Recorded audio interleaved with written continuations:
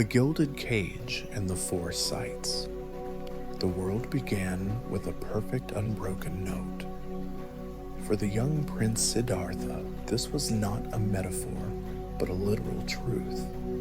Every morning, as the first blush of dawn touched the Himalayan peaks in the far distance, a lone flutist would stand on the highest palace turret and play a single crystalline melody. It was a sound designed to be the first thing the prince heard, a sound that spoke of harmony, effortless grace, and a world without discord. It was the sound of a carefully constructed lie. You have felt this, haven't you?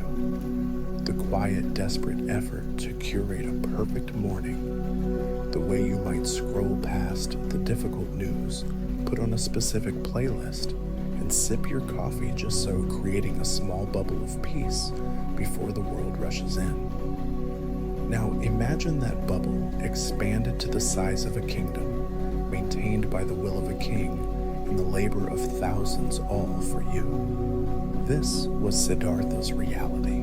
His father, King Suddhodana, was a man who understood power, but loved his son with a fierceness that bordered on fear. This fear was born on the day of Siddhartha's birth. The prophecies of the sage Asita had been both a blessing and a curse, words that echoed in the king's heart for 3 decades. This child, the seer, had proclaimed his ancient eyes, seeing beyond the infant's swaddling, will be one of 2 things: a Chakravartin, a universal monarch who will rule the entire world with justice and might, or a Buddha, an awakened one who will renounce it all to show humanity the path beyond suffering. Rule the world or leave it. The king, a man of the world, could not bear the thought of the latter. And so he did what any powerful, loving parent might do. He tried to rig the game. He resolved to build a world so exquisite, so saturated with pleasure and beauty, that the very thought of renunciation would never take root in his son's mind. Siddhartha was raised not in one palace, but 3 each, an architectural marvel designed for a specific season. The Winter Palace was a fortress of warmth, its walls lined with fragrant cedar, its chambers heated by a complex system of underfloor braziers. The Summer Palace was a dream of marble and water, with shaded courtyards, cooling fountains, and gardens that bloomed most furiously in the heat. The Monsoon Palace was built to celebrate the rain, with wide verandas where one could watch the downpour without feeling its chill, and covered walkways that smelled of petrichor and damp earth. Each morning in these palaces was a conspiracy of perfection. Before the prince awoke, an army of gardeners moved with silent urgency. Their task was not to tend to the living, but to erase the dying. Any flower that showed the slightest sign of wilting was plucked. Any leaf that had begun its golden return to the earth was swept away.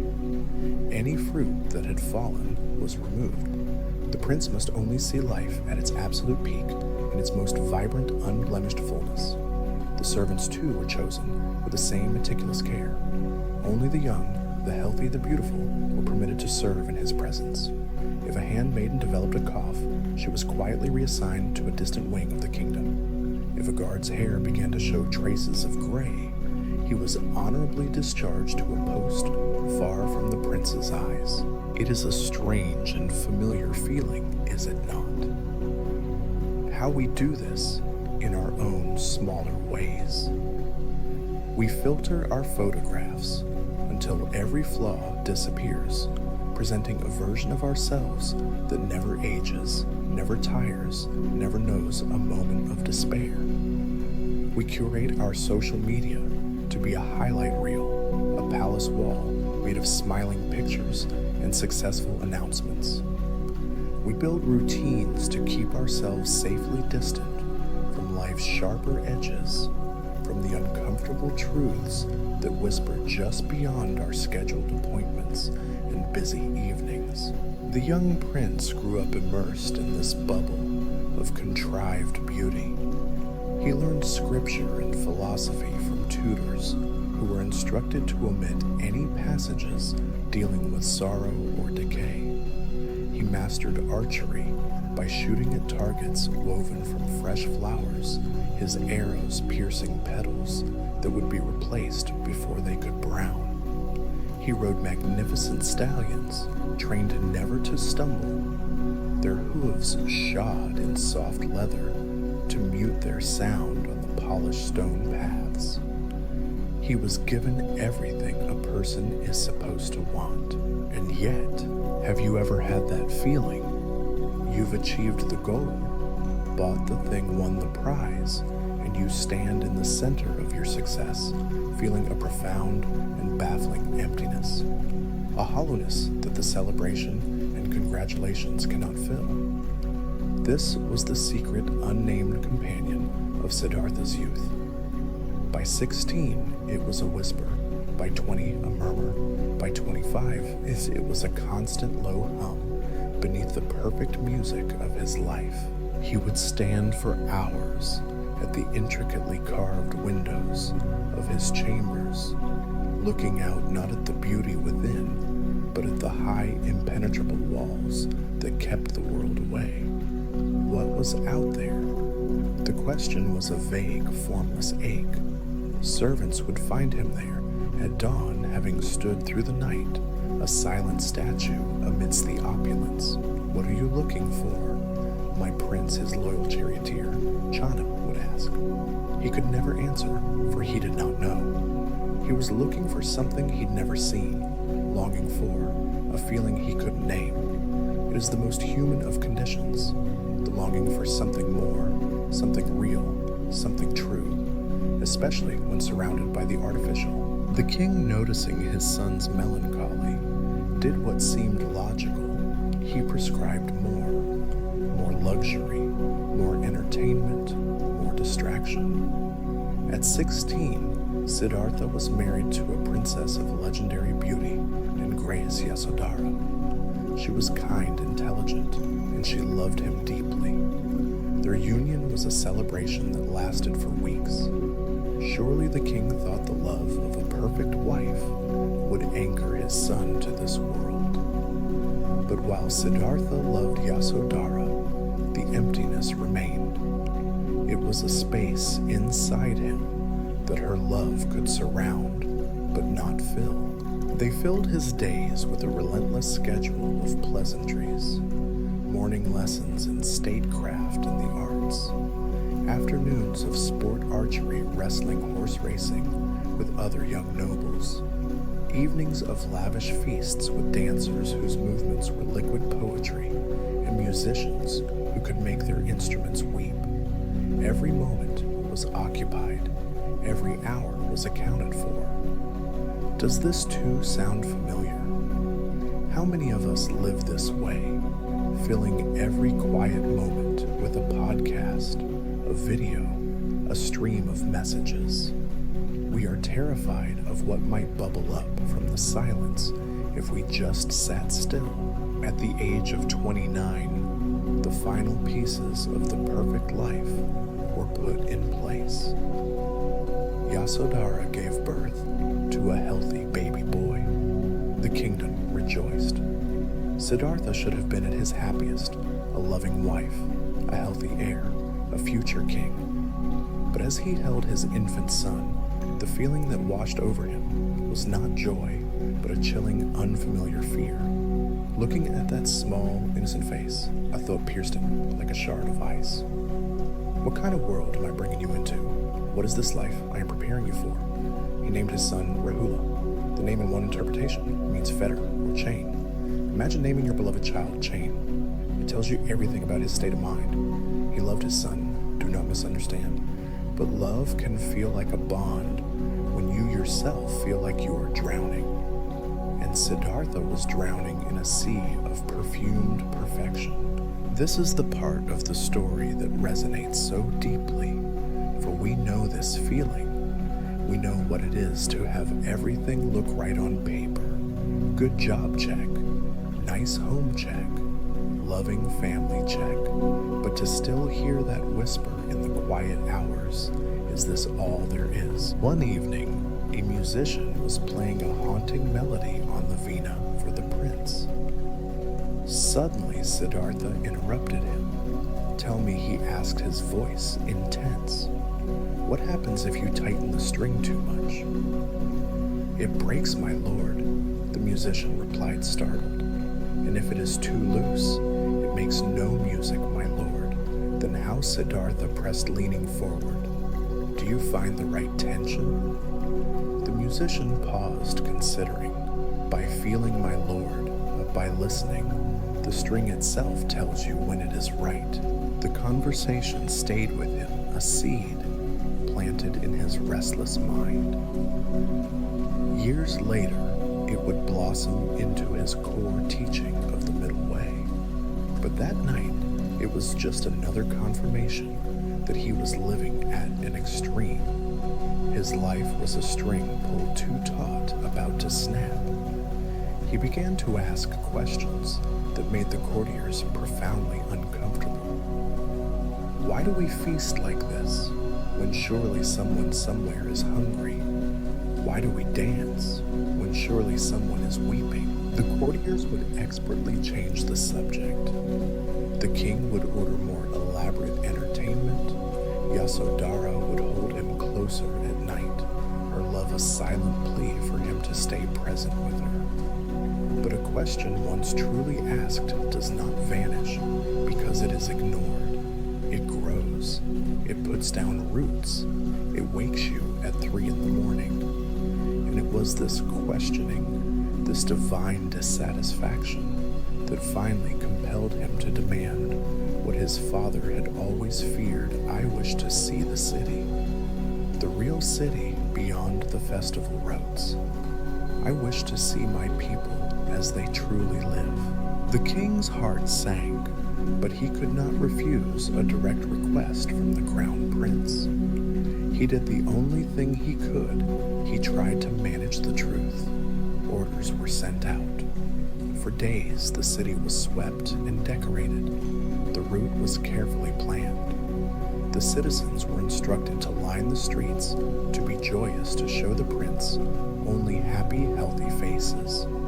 It was to be another perfect day, a performance of reality. But reality, true reality, does not perform on command. The morning of the festival arrived, the air thick with anticipation, as the royal chariot, gleaming with gold and pulled by 4 white stallions, rolled through the palace gates. Siddhartha felt the familiar weight of his role. He smiled, he waved, he was the perfect prince. Flowers rained down upon him. Music filled the air. The curated crowd cheered on cue, and then between one heartbeat and the next, through a gap in the cheering throngs, he saw it, an apparition, a sight so alien to his experience that his mind struggled to process it. It was an old man. He was not supposed to be there. Perhaps his family had forgotten the king's decree. Perhaps he had wandered from his home confused, but there he was, undeniable as the sun. For you or me, it would be a common sight. But imagine living for 29 years, believing that human beings remained in a state of youthful vigor forever. Imagine aging was a concept as abstract as a demon in a fairy tale. The man was bent nearly double his spine, a painful curve, a human question mark. His skin thin as parchment hung from his bones, speckled with the brown spots of age. His hair was a wisp of white, so thin the prince could see the scalp beneath. His hands, gnarled and trembling, leaned heavily on a crude wooden stick. but it was his eyes that captured Siddhartha. Clouded with cataracts, they seemed to look inward, struggling to make sense of the world. In them, the prince saw not just a failing body, but the crushing weight of a lifetime. "Stop!" Siddhartha commanded, his voice a strangled whisper. His charioteer Channa pulled the horses to a halt. The world seemed to go silent. The music faltered. The cheers died. All the prince could see was this fragile figure moving through the world like time itself had been made visible. "What is that?" he breathed. "Has that man been cursed? Is he afflicted with some terrible disease?" Channa, his friend and confidant, felt a cold dread. He was under the king's strictest orders, but looking at the prince's face, at the genuine shock and horror in his eyes, he could not bring himself to lie. The truth, he knew, has a weight that must eventually be set down. "He is old, my lord." Channa said, his own voice soft with a sorrow he had known his whole life. "This is what happens to all of us if we are lucky enough to live long enough." The word struck Siddhartha with the force of a physical blow. "All of us," he repeated the sound, barely a breath. He looked at Channa, his friend. "You, me, Yasodhara, yes, my lord. Everyone you see here. Time touches us all. It is the one thing no king can command." Siddhartha looked at his own hands resting on the gilded edge of the chariot. They were young, strong, flawless. The hands that could draw a bow with perfect aim, the hands that had held his newborn son. But now, for the first time, he could see them as temporary. He could see the future written in their skin. One day, these hands would tremble. This strong back would bend. This thick, dark hair would whiten and thin. This body, this vessel he had always taken for granted, would inevitably betray him. Have you had a moment like this? A moment of sudden, stark clarity? Perhaps seeing your parents' hands, suddenly noticing how time has thinned their skin, or finding a photograph from 10 years ago and feeling the shock of how much has changed. We live in a culture that worships youth, that treats aging as a disease, to be fought with creams and surgeries. We too try to do what Siddhartha's father did, hide from time. But there on that street, Siddhartha saw the truth we all must eventually face. Time is not an enemy to be fought, but a teacher. His lesson is simple and profound. If this is finite, what truly matters? The procession moved on, but the prince was no longer present. The festival was a blur. The music was a meaningless noise. In every young, laughing face, he now saw a future old man, a future old woman. In every graceful dance, he saw the coming shuffle. The day had cracked, and through that crack, he had seen a devastating truth. Days passed in a strange, dreamlike haze.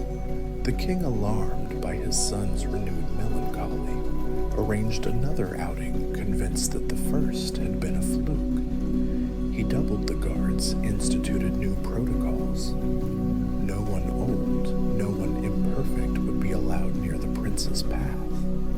But truth has many faces, and life has many ways of breaking through our walls. This time, as the chariot passed a crowded market square, a sound pierced the air, a low, guttural moan of pain. Tucked away in an alley, propped against a wall, to escape the press of the crowd, was a sick man. His body was slick with feverish sweat, yet he shook with uncontrollable chills. His skin had a gray, waxy pallor, and his eyes were glazed with a pain so intense it seemed to have burned away all other awareness. Each breath was a ragged, desperate gasp. A woman, likely his wife or mother, knelt beside him, uselessly dabbing his forehead with a cloth. "What afflicts this man?" Siddhartha asked Chana. His voice taut, though he already knew in some deep, primal way that he was about to receive the second lesson. "He is sick, my Lord Chana," said his gaze full of pity. "Disease has entered his body. His body is at war with itself. But can he be cured? Perhaps, my Lord, perhaps not. Sickness visits all bodies. Some battles are won, some are lost. The physicians do what they can, but they are not gods." Siddhartha felt his own body, then truly felt it for the first time. The steady, unconscious beat of his heart, the effortless filling and emptying of his lungs. He was suddenly terrifyingly aware of the complex, fragile machinery that operated without his consent and which could at any moment begin to fail. You know this feeling, the chill that runs through you when you hear a diagnosis, the waiting in a doctor's office for test results when every twinge in your body becomes a potential symptom. In those moments, you understand what Siddhartha understood. This body we inhabit, this thing we call me, is not the solid, reliable fortress we pretend it is. It is more like a house of cards, beautifully and precariously balanced. For the first time, the prince felt truly powerless. What good was a crown against a fever? What good was wealth against a plague? The third sight came weeks later. The king, now desperate, had practically sealed the city for the prince's next excursion. But death, as it is said, keeps its own schedule. It was on a quiet back street, a route chosen to avoid any possibility of incident, that they came upon it, a funeral procession. 4 men carried a simple wooden stretcher, and on it a body was wrapped in white cloth. So still, so utterly, absolutely still. Behind the stretcher, a small group of mourners walked, their faces contorted by a grief so raw it seemed to tear the air. The stillness of the corpse shocked Siddhartha to his core. This was not sleep. Sleep had the subtle movement of breath, the faint pulse of life, the possibility of waking. This was an absence of void so complete it felt like a hole had been torn in the fabric of the world. What has happened to this person? He asked, the words feeling foreign and impossible in his mouth. Chana's voice was heavy. "He has died, my lord. His life has ended. The concept was alien, but where has he gone? The person who lived in that body? No one knows for certain, my lord. The body remains, but that which animated it, his thoughts, his love, his laughter has departed like a bird from its nest." Siddhartha watched a woman collapse, held up by others, her cries not words, but the primal sounds of loss. He saw a small child tugging on his mother's clothes, asking when his father would wake up. And he felt a cold that had nothing to do with the temperature. "Will this happen to me?" he whispered to Chana. "Yes, my lord," to Yasodhara. To my son, Chana could only nod, his own eyes wet with unshed tears. "To all who are born, my lord, death plays no favorites." The world tilted on its axis. Everything his title, his wealth, his future, his love, was rendered meaningless in the face of this absolute end. What was the point of anything if it all ended in silence and stillness? He returned to the palace, a ghost. He looked at his sleeping wife and saw not just her beauty, but her future death. He looked at his son and felt not just love, but the agony of future grief. Every joy was now tinged with sorrow. Every beauty was a reminder of its own decay. He was drowning in this newfound knowledge, this despair. He felt there was no escape. But then came the fourth sight. It was not planned. There was no procession. Siddhartha had convinced a reluctant Chana to take him out of the palace gates, unannounced, just for a ride in the cool of the morning. The weight of mortality was a physical presence on his shoulders.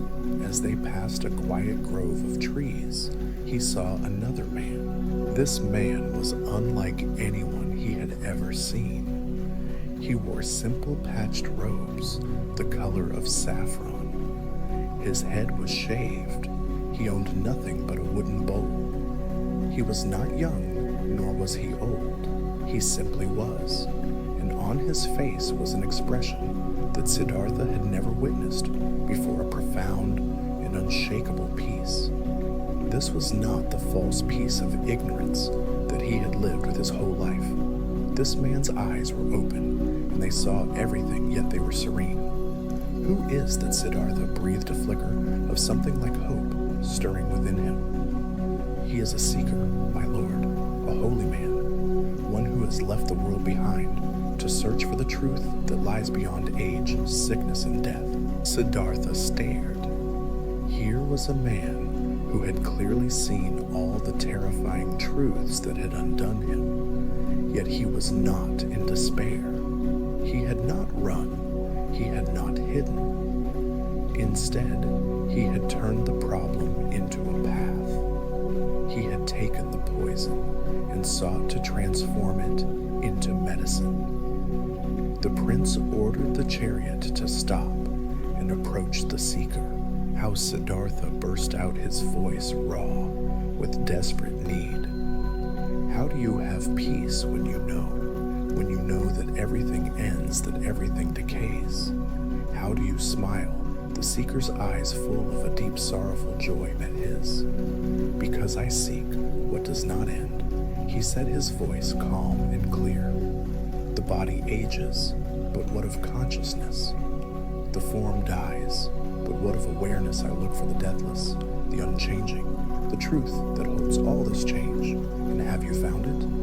Not yet fully, the seeker replied with a gentle smile, but the seeking itself has brought me peace. To live with the great questions is better than to live with false answers.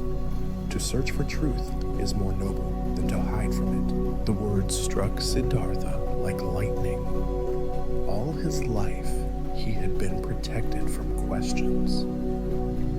Now he saw that the questions themselves were the beginning of the path. He had seen the problem, old age, sickness, and death. But in this serene figure, he had finally seen the possibility of a solution. Not a solution that denied reality, but one that transcended it. Not an escape from life, but a way to live it fully, with an open heart, even in the full knowledge of how it ends.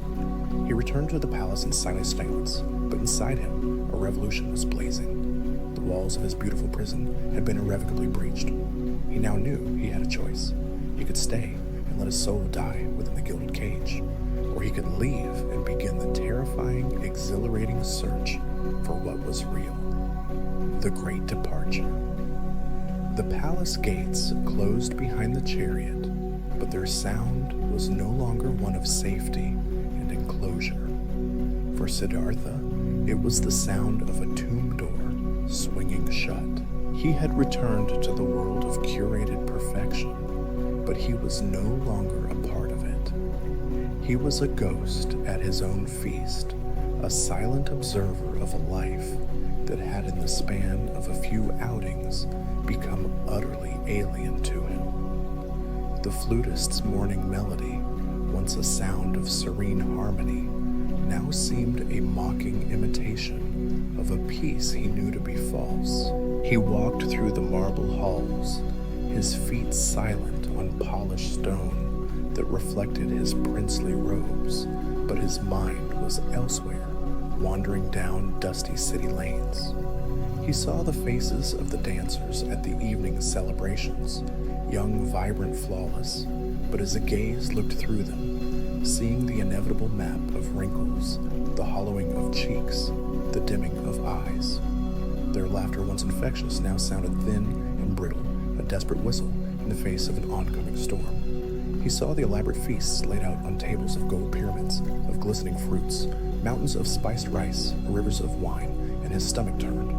All he could think of was the slow, inevitable decay that awaited every living thing. This extravagant consumption felt like a vulgar denial of a truth that was now screaming in his ears. You have known this feeling, this sense of profound dislocation. Perhaps after a great loss or a life-altering realization, you have returned to your old routines, your old social gatherings, and found that you no longer fit. The conversation seemed trivial.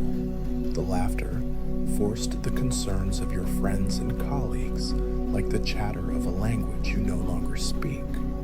You are physically present, but your soul has traveled to a different landscape, and you have not yet found your way back, or realized perhaps that there is no going back. Yasodhara, his wife, felt his distance like a sudden chill in a warm room. She was a woman of deep intuition, and she saw the change in him, not as a simple melancholy, but as a fundamental shift, as if the ground had moved beneath their feet. She would watch him as he stared out the window for hours, his gaze fixed on something she could not see. "What troubles you, my love?" she would ask, her voice a soft caress, laying her hand on his arm. He would turn his eyes, taking a moment to focus, to return from the far-off place they inhabited. He would force a smile, but it wouldn't reach those haunted eyes. "It is nothing," he would lie, and the lie was a small, sharp pain for them both. How could he explain? How could he tell the woman he loved, whose beauty was a constant source of joy, that he now saw in her face the ghost of an old woman? How could he tell the mother of his child that he had discovered that their shared life was a beautiful, fleeting dream, destined to end in sickness, age, and death? To speak these truths would be an act of cruelty, yet to keep them silent was a betrayal of their intimacy, and so a chasm of unspoken reality opened between them, a space filled with his silent sorrow and her loving, unanswered questions. The king, his father, saw it too. He saw the way his son barely touched his food, the way he would trail off mid-sentence, his mind lost in some internal labyrinth. In a panic, King Suddhodana redoubled his efforts. He ordered new entertainments, more spectacular than ever before. He filled the palace with the most beautiful dancers, the most skilled musicians, the most captivating storytellers from across the land. He surrounded his son with a relentless barrage of pleasure, hoping to drown out the silence that had taken root in his heart. But it was like trying to put out a fire with oil. Every new pleasure only served as a starker contrast to the suffering he now knew was the inescapable law of life. The louder the music, the more profound the silence within him. His son Rahula became the focal point of his anguish and his burgeoning resolve. He would spend hours by the infant's cradle, watching the tiny chest rise and fall with each innocent breath. He would touch the baby's soft cheek and feel a love so fierce it was almost unbearable. But this love was now intertwined with a terrible clarity. He saw the path that lay before his son, a life in the same gilded cage, an education in the same beautiful, lies a future kingship built on the denial of reality. He would be taught to fear age, to hide sickness, to ignore death. He would be given a kingdom, but he would be robbed of the truth. Is this the greatest inheritance I can offer you? The thought tormented him. A crown of gold and a mind in chains? Or can I find something more? Can I find a truth that does not fade? A peace that does not depend on circumstance? A freedom that could be a truer kingdom than this land of illusions? The love for his son, which his father had hoped would be the final anchor to bind him to the palace, was instead becoming the sail, pulling him toward the unknown ocean. The night of the decision arrived not with a thunderclap, but with the profound stillness of a world holding its breath. 3 days had passed since he had seen the serene seeker, the man who had shown him that one could face the horror of existence, not with despair, but with a quest. 3 nights Siddhartha had lain awake, staring at the moonlight, painting patterns on the silk canopy of his bed, feeling the palace walls closing in. Tonight, he knew the choice had to be made. Beside him, Yasodhara slept. Her breath was a soft, steady rhythm, a sound of peaceful trust. One of her hands rested on his chest, a gesture of unconscious intimacy. In the corner of the grand chamber, in a cradle carved from sandalwood, his son Rahula also slept, his small face a perfect picture of innocence. The air was scented with night-blooming jasmine from the gardens below. It was a scene of absolute domestic peace, the very image of a life anyone would dream of. And for Siddhartha, it had become an exquisitely beautiful torture chamber. He rose from the bed, moving with a silence born of desperation. He walked to the window and looked out at his kingdom, sleeping under a canopy of brilliant stars. The city, the fields, the rivers, it was all his duty, his inheritance, his prison. I could stay, a voice whispered inside him. It was a seductive voice, one of reason and responsibility. I could pretend. I could forget what I have seen. I could learn to live with the lie as everyone else does. I could be a good king, a good husband, a good father. Is that not enough? But can you truly unknow what you know? Can you unsee a truth that has seared itself onto your soul? You know that you cannot. You cannot unhear the words that changed you. You cannot unfeel the moment that broke your heart open. To stay would be to perform a role for the rest of his life, an actor playing the part of a prince, while the real man slowly suffocated backstage. He thought of his father, of all the love expressed as control. The king would be shattered. He thought of his mother, who had died giving birth to him, and the duty he felt to honor her sacrifice by living the life she had given him. He thought of the kingdom, which would see his departure as the ultimate betrayal. The weight of it, the guilt was immense. You have felt this. The moment you knew you had to speak a truth that would break a loved one's heart. The moment you had to choose your own path over their cherished expectations. The agony of knowing that being true to yourself would feel like a profound cruelty to others. He walked back and stood over his sleeping family. This was the heart of the matter. This was the true cost. He looked at Yasodhara, her face so lovely in the soft moonlight, and his heart felt as though it were being torn in two. Then he looked at Rahula, a tiny fist curled near his mouth. He felt the pull of that love that bond so intensely it almost brought him to his knees. But as he looked, a new clarity emerged. What was the truest form of love? Was it to stay and give them a life of comfort built on a foundation of illusion? To protect them with walls that would ultimately crumble, leaving them unprepared for the reality of life? Or was the truest love to leave to endure the wilderness, to face the abyss in the hope of finding something indestructible, something real that he could one day bring back to them, a freedom from fear that was worth more than any kingdom? I go, he whispered a silent vow, made to their sleeping forms, not to escape you, but to find a way to truly serve you. I go to find the answers to the questions you have not yet learned to ask.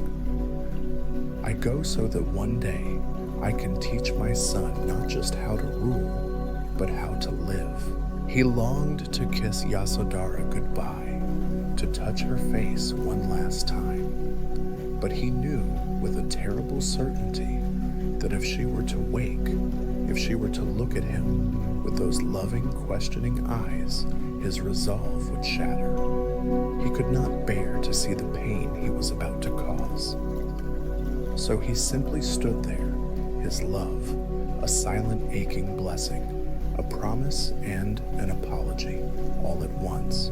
This is how the most difficult decisions of our lives are made, not in moments of grand public declaration, but in the devastating silence of a moonlit room, not with the confidence of certainty, but with the trembling hands of a hope that feels almost like a madness. Not because we do not love, but because we love so much, we are willing to break our own hearts for a truth that lies beyond comfort. He turned away and began to move. He stripped himself of his fine silk robes, leaving them folded neatly on a chair. He ignored the jewels that lay glittering in open boxes. He dressed in the simple plain clothes of a common traveler. He was unmaking himself. The prince was beginning to die. In the royal stables, his magnificent white horse Kanthaka stirred as he approached, nickering softly. Animals always know. They sense the shifts in the human heart, the moments of great import. The horse nuzzled his hand as if to say, I understand. I will carry you where you need to go. Chana was waiting his face a mask of sorrow. He had watched the prince's torment for weeks, and he knew this night was coming. You are truly doing this, my lord, Chana said, his voice thick. It was not a question.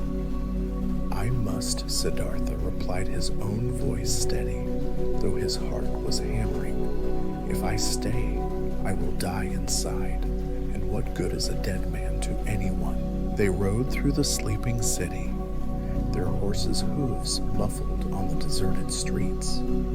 They passed the shuttered homes of his people, who dreamed their ordinary dreams, unaware that their prince was abandoning them.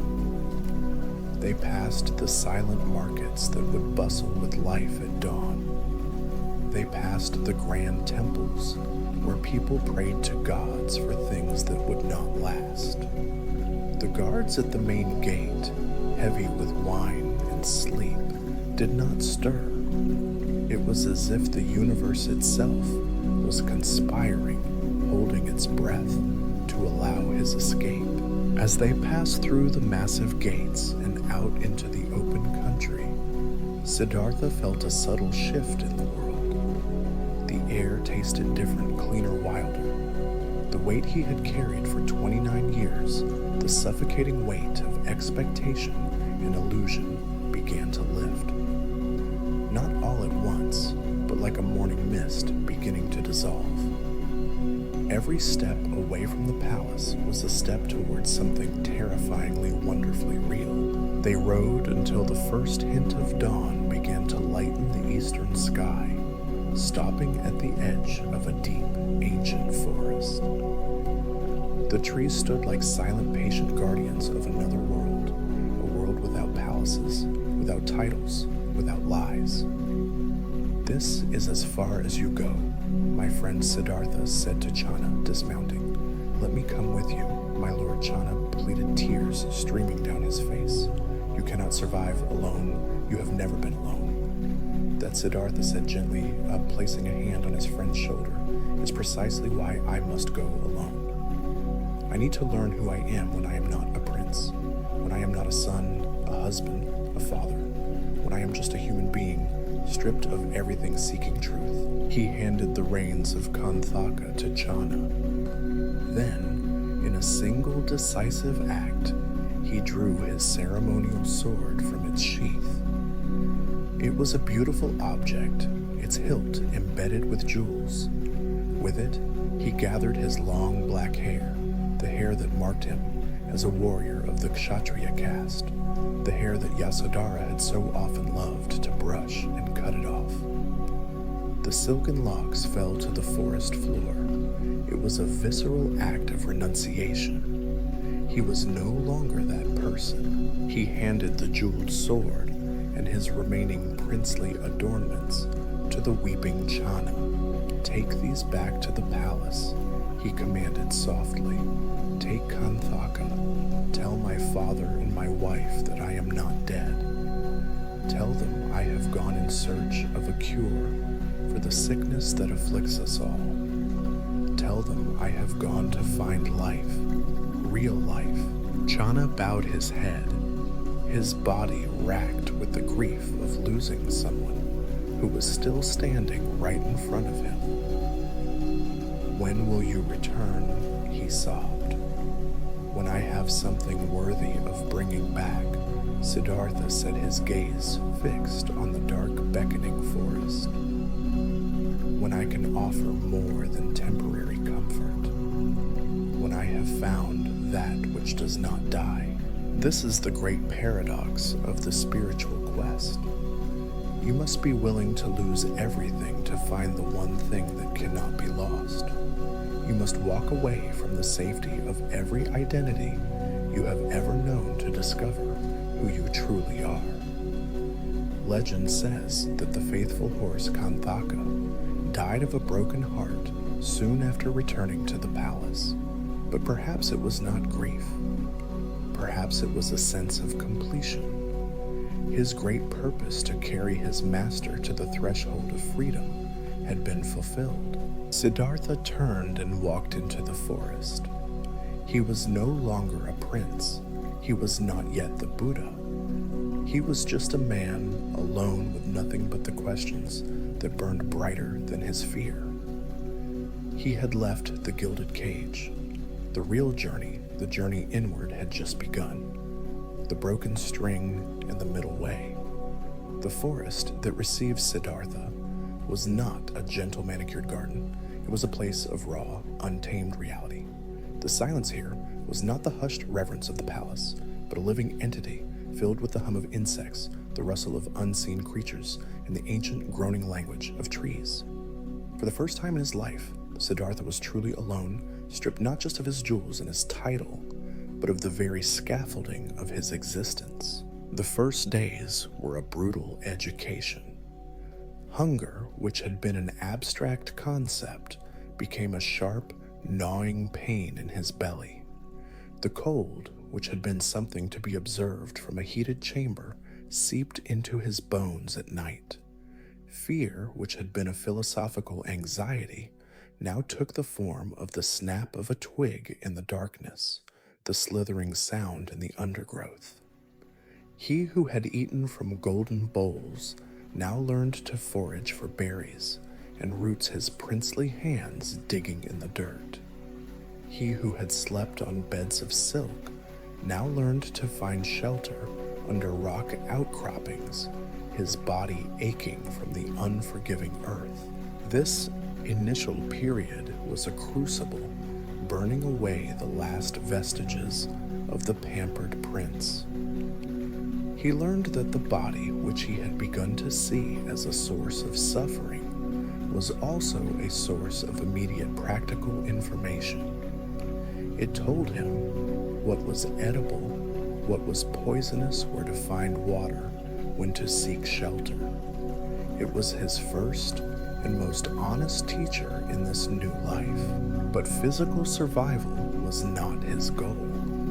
He had come to this wilderness seeking a cure for the universal ailment of suffering, and he knew he could not find it alone. He began to hear whispers among the other hermits and wanderers who populated the Wilderland's tales of great teachers, masters of meditation, who were said to have found a path beyond the turmoil of the ordinary mind.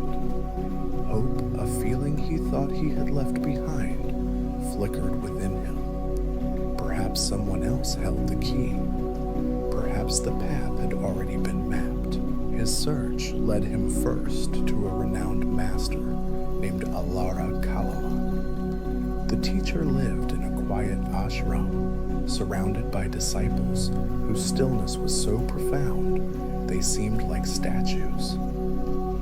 Alara Kalama was a master of a specific meditative path, a technique for systematically detaching the mind from sensory experience and climbing a ladder of absorption states, leaving the messy world of feelings and thoughts behind. "Teach me," Siddhartha said, bowing before the master, his bearing still regal, despite his simple robes. Alara Kalama looked at the young man before him and saw an extraordinary intensity, a focus that was already years ahead of his other students. "The world is a storm of sensations and thoughts," the master taught. "To find peace, you must find the eye of the storm. You must retreat inward to a place where the world cannot touch you. You must empty the mind until you reach a state of pure, boundless nothingness." Siddhartha threw himself into the practice with the same ferocious discipline he had once applied to archery. For hours, days, and weeks he sat turning his awareness inward. He learned to quiet the relentless chatter of his mind, first to a whisper, then to silence. He learned to withdraw his senses from the outside world until the sounds of the forest faded and the feeling of his own body dissolved.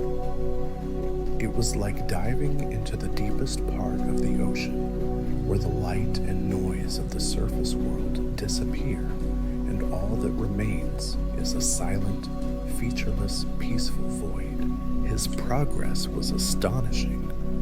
Within months, he had not only mastered the technique, but had achieved the very state Alara Kalama had described as the ultimate goal, the sphere of nothingness. It was a state of profound peace, a complete cessation of all suffering, a temporary annihilation of the self that was grappling with the world. The teacher was overjoyed and humbled. "You are my equal," Alara Kalama declared before his disciples. "What I know you know. Stay here. Teach alongside me. Together we will lead others to this peace."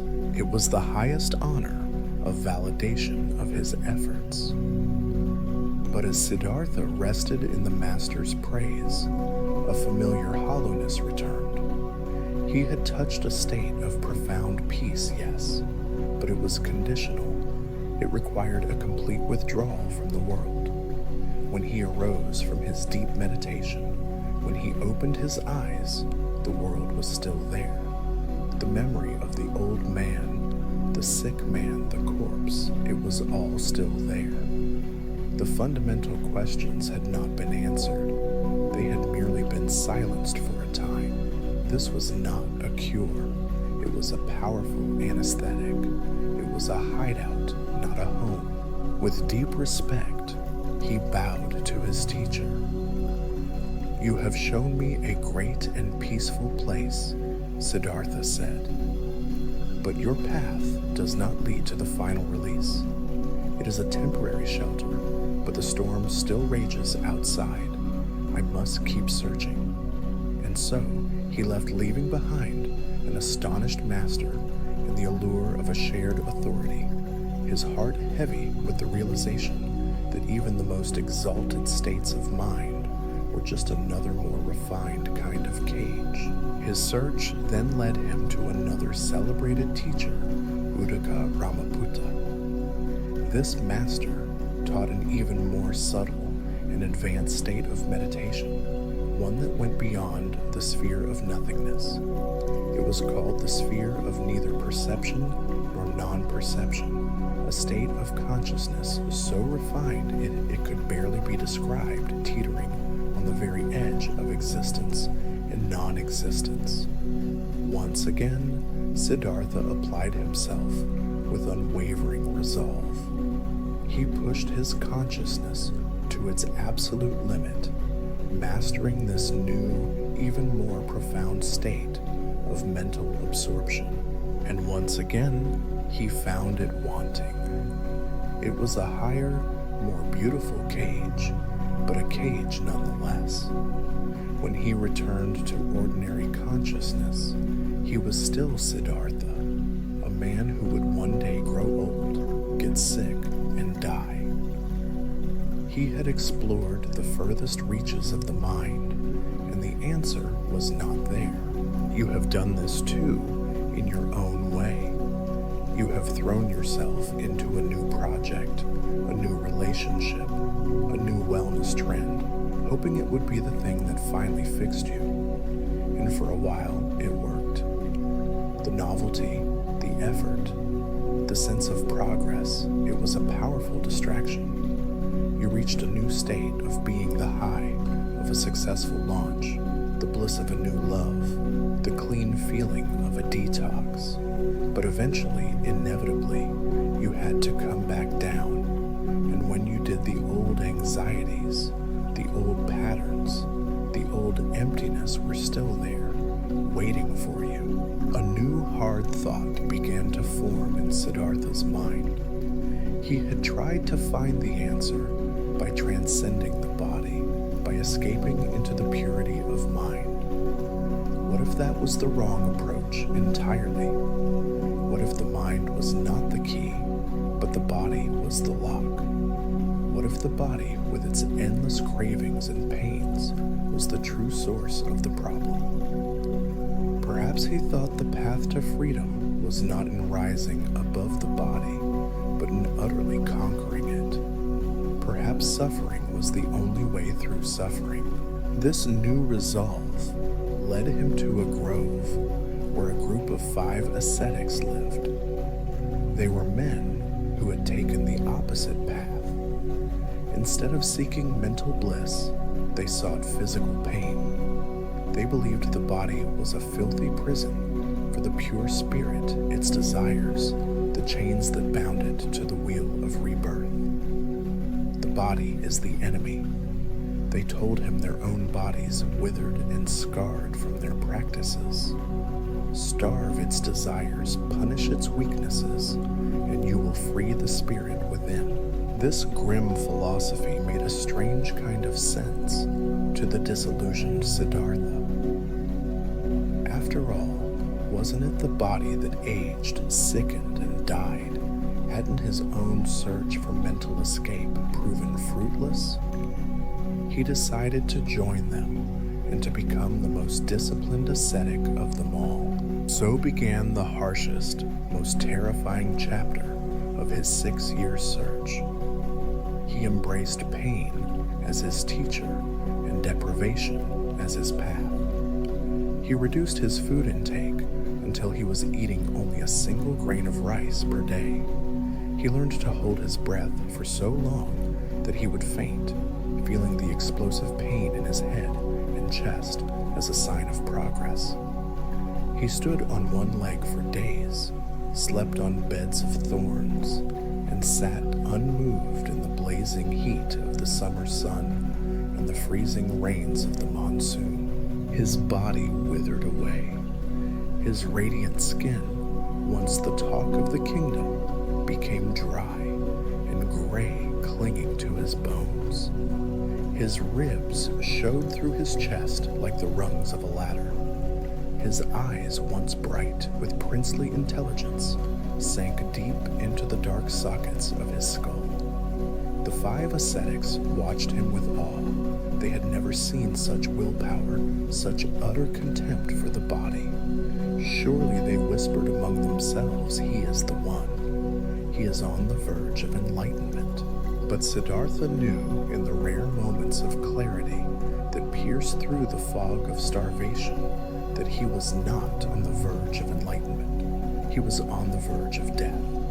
His mind, far from becoming clear, was clouded with hallucinations and weakened by lack of nourishment. He had not conquered desire. He was simply too weak to feel it. He had not overcome pain. He had just become numb to it. He was trading one extreme, the extreme of palace indulgence, for another, the extreme of forced torture, and he was no closer to the truth. Both were prisons, one made of silk, the other of thorns. The turning point came on a day like any other. 6 years of this brutal self-mortification had passed. He dragged his skeletal body to a nearby river, intending to bathe. He was so weak that after entering the water, he lacked the strength to climb back up the muddy bank. He collapsed, clinging to the exposed root of a tree, his breath shallow, the world turning gray at the edges of his vision. Is this it? He thought, his mind faint and distant. Is this enlightenment? To die of weakness in a river, having found nothing, a dead man finds no answers. In that moment of utter failure of complete physical and spiritual exhaustion, a memory surfaced. It came to him, not as a thought, but as a feeling, a warmth spreading through his dying body. It was a memory from his early childhood. He was a small boy, sitting under a shady rose-apple tree. His father, the king, was presiding over the annual plowing festival. While the adults were busy with ritual and work, the young Siddhartha, forgotten for a moment, simply sat. He watched the insects in the grass, felt the cool breeze on his skin, heard the distant chanting, and without trying, without any technique or effort, a profound sense of peace and joy had spontaneously arisen within him. It was a state of natural blissful concentration, a feeling of being perfectly at home in the world. The memory was a revelation. That peace, that effortless bliss, it had come to him when his body was healthy, when his mind was at ease, not when it was being tortured. He had been trying to create peace through violence against himself. But true peace, he now realized, could not be born from conflict. It had to be born from harmony. He thought again of the musician's words so long ago. The string too tight breaks. The string too loose makes no music. For 6 years, he had been tightening the string, pulling it to the absolute breaking point. His life in the palace had been a string too loose, incapable of making true music. The answer had to lie somewhere else, the middle way. Not a compromise, but a place of perfect resonant tension. Just then, a young woman from a nearby village whose name was Sujata came to the river. She had prepared a special offering of rich milk rice, cooked with honey, for the tree spirit she believed inhabited the ancient banyan tree by the bank, hoping for a blessing. When she saw the emaciated figure of Siddhartha, so still and otherworldly, she was certain he was the spirit she had come to honor. She reverently placed the golden bowl of rice pudding before him. Siddhartha stared at the bowl. The rich, sweet aroma was almost overwhelming to his starved senses. To eat it would be a declaration of failure to his ascetic companions. It would be an admission that his 6 years of brutal effort had been a waste. It was the ultimate temptation, but he also knew that to refuse it would be to choose death. And he now understood that the path was not about death, but about a wiser way to live. With a trembling hand, he reached for the bowl. He ate. The effect was instantaneous and profound. The taste, the sweetness, the warmth spreading through his body was an explosion of life. It was not just nourishment for his body, it was nourishment for his soul. Tears of gratitude streamed down his gaunt cheeks. Not tears of failure, but tears born from the simple, overwhelming grace of sustenance of kindness of life itself. His 5 companions saw him from a distance.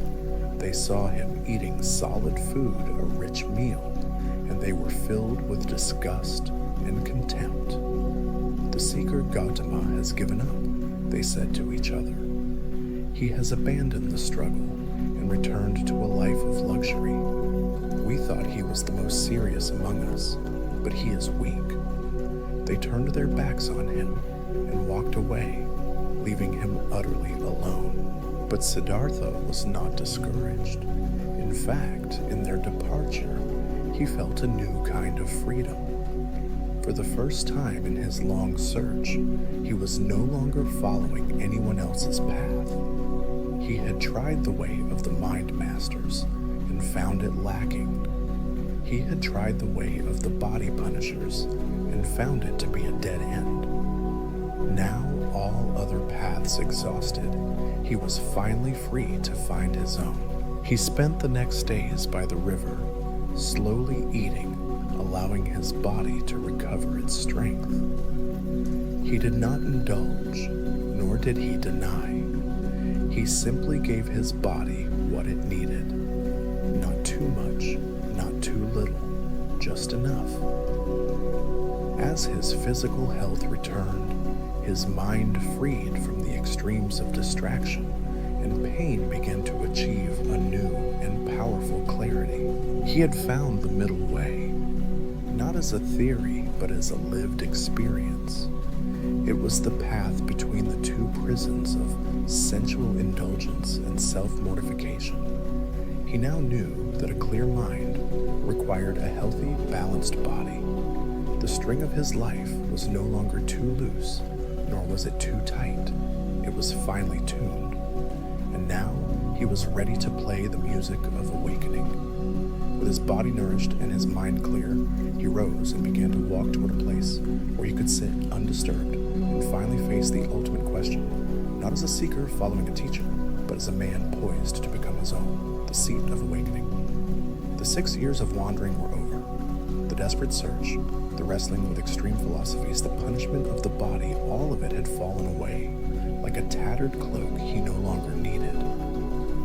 Siddhartha walked now, not as a seeker, chasing a distant goal, but with the quiet, grounded purpose of a man who knows the next and final step of his journey. His body, nourished by Sujata's kindness, was no longer his enemy, but a balanced and willing vessel. His mind, honed by years of practice, but now freed from the strain of extremes, was clear, pliant, and ready. He walked until he came to a place that felt both ordinary and profoundly right. It was a pleasant grove on the banks of the Naranjara River. The air was clean, the ground was level, and at its center stood a magnificent peepul tree, its heart-shaped leaves whispering in the gentle breeze. Its branches spread wide, offering a perfect circle of shade, and its roots ran deep into the earth, a living testament to patience and endurance.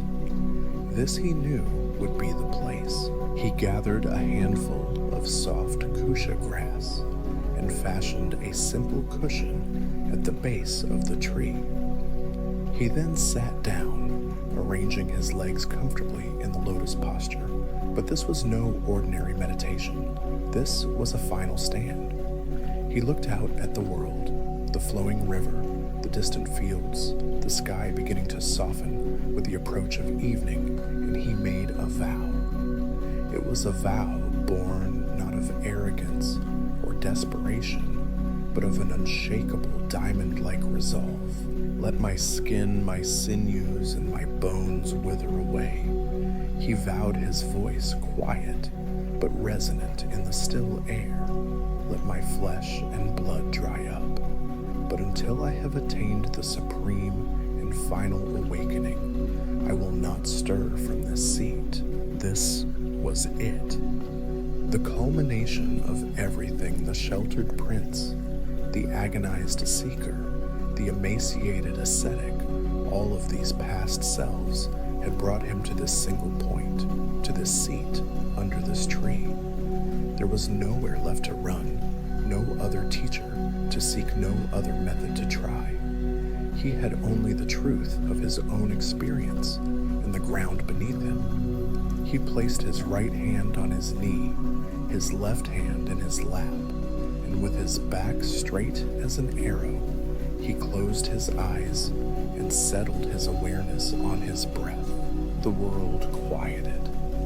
His mind, for the first time, did not fight him.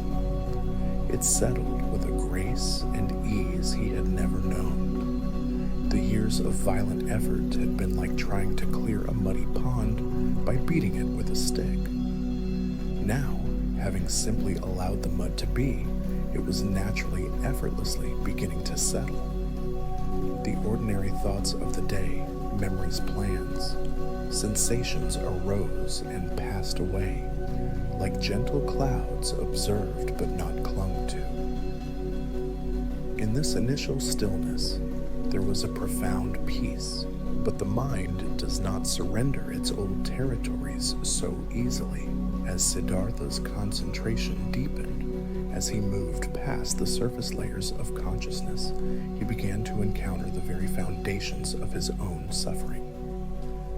In the ancient stories, this final confrontation is personified as Mara, the Lord of Illusion, the Tempter, a demonic king who rules the world of desire and death. But Mara is not an external devil. Mara is the embodiment of our own deepest conditioning, the sum total of our fears, our cravings, and the voice of the ego that fights for its own survival. Mara is the final gatekeeper, and the gate he guards is the one within. First, Mara came as a desire for that is the mind's most seductive habit. The assault was not crude, it was exquisitely tailored. Images of his palace life flooded his awareness no longer as memories, but as living, breathing temptations.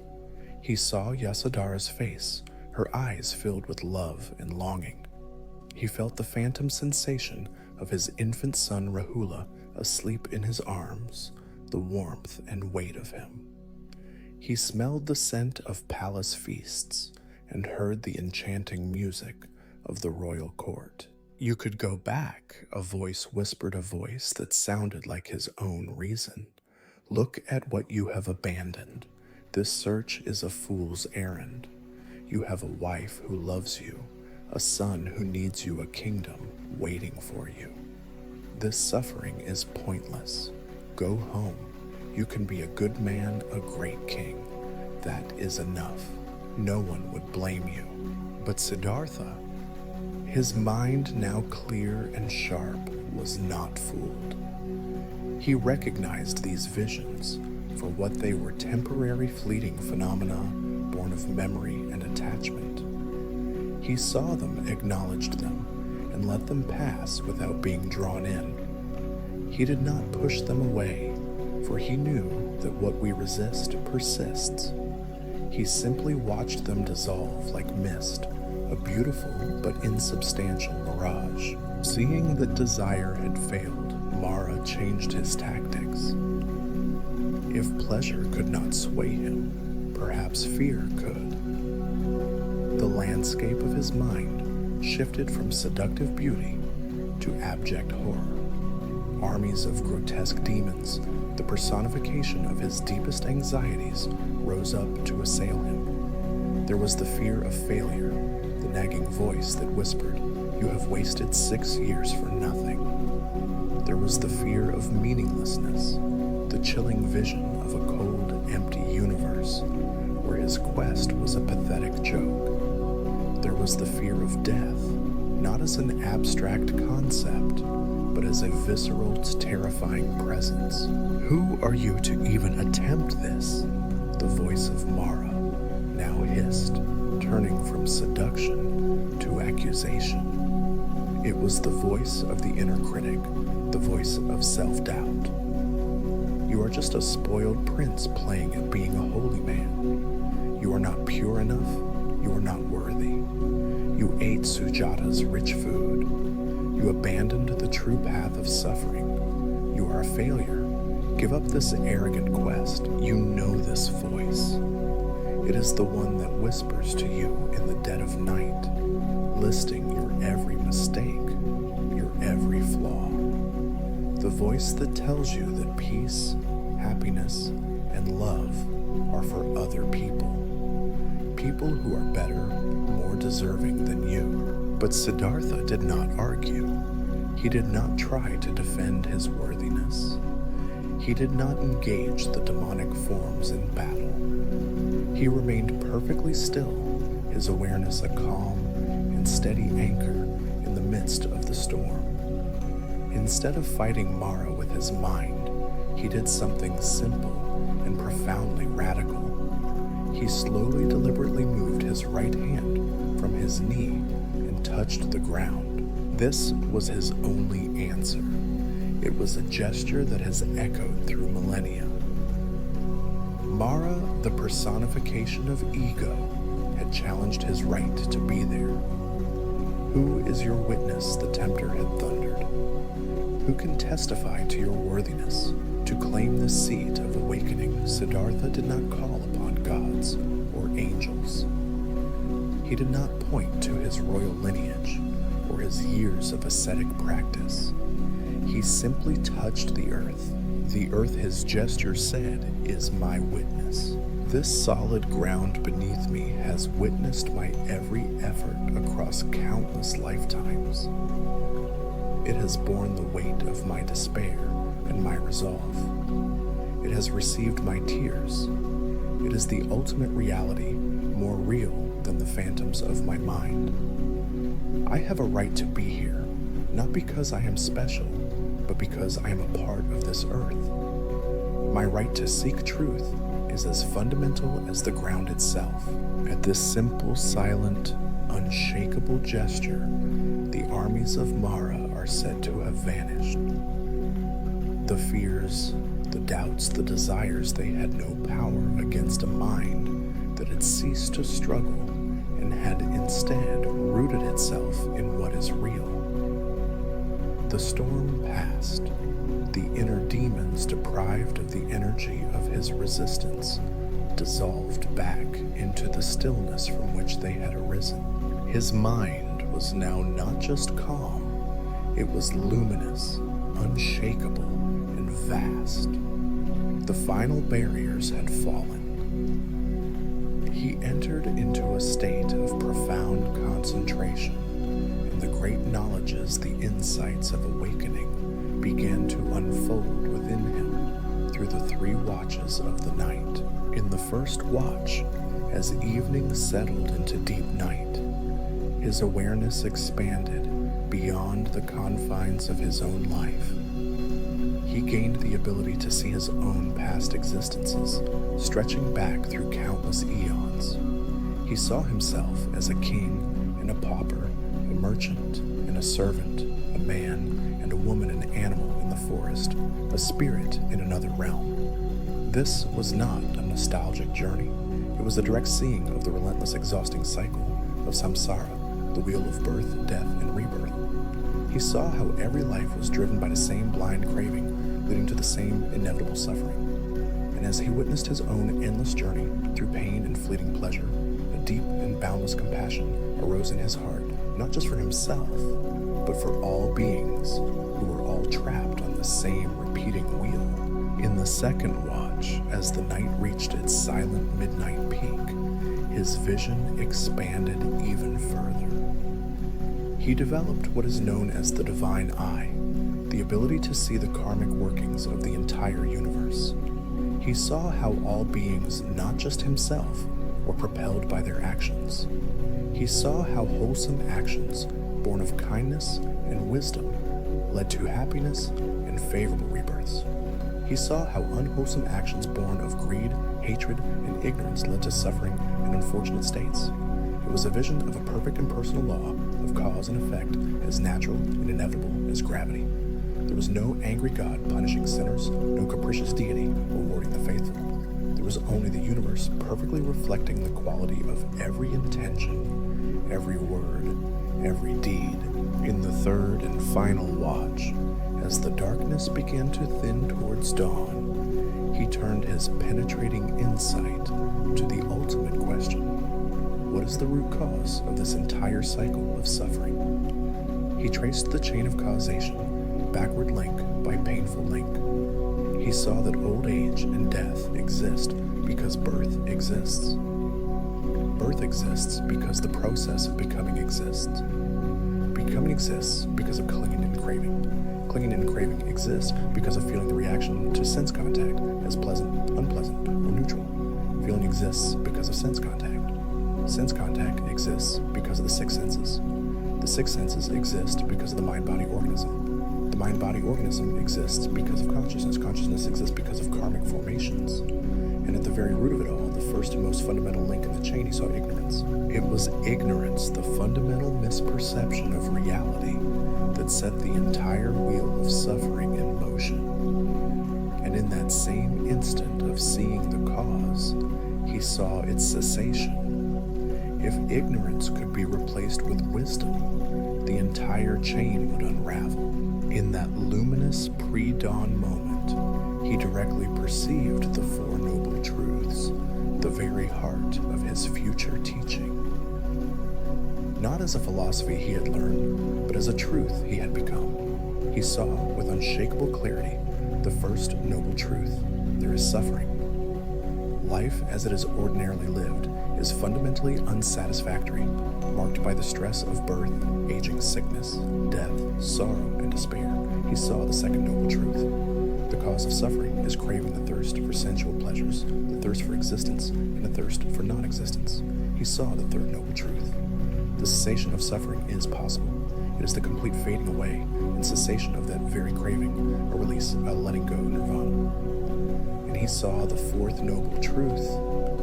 There is a path leading to the cessation of suffering, the noble eightfold path of right understanding, right intention, right speech, right action, right livelihood, right effort, right mindfulness, and right concentration. As the first morning star Venus rose brilliant and clear in the lightning eastern sky, the final veil of ignorance dissolved. The seeking was over. The house builder, the craving ego that constructs the prison of self, had been seen. The house was dismantled. The rafters were shattered. Siddhartha Gautama, the prince the seeker, was gone. In his place there remained only the Buddha, the awakened one. He did not levitate. No halo appeared. The world did not stop. The birds began their morning song as they always did. The river continued to flow. But for the being sitting under the tree, everything was transformed because his way of seeing was transformed. He was no longer a separate self looking at the world. He was the world aware of itself.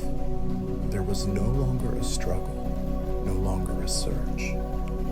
There was only a profound, boundless, and unshakable peace, a deep and radiant silence that was not empty, but filled with a love and compassion for all living things. He sat for days in the bliss of this newfound freedom. Later, it is said that his first words upon his awakening were a triumphant cry that echoed across lifetimes. Through countless births in the cycle of existence, I have run seeking, but not finding the builder of this house. Sorrowful is it to be born again and again. O house builder, you are seen. You shall build no house again. All your rafters are broken. Your ridgepole is shattered. My mind has reached the unconditioned. Achieved is the end of craving. The sun rose, bathing the world in the gold of a new day. A new day for the world, and a new era for humanity. For under a simple pebble tree, a man had woken up, and the path to that awakening was now for the first time visible to all. Earning the wheel of the law, the sun rose over the Naranjara River, its light revealing not a starved ascetic, but a man transfigured. The being who sat beneath the peepal tree now forever to be known as the Bodhi tree, the tree of awakening was saturated with a peace so profound it seemed to emanate from him, settling on the very leaves and stones around him.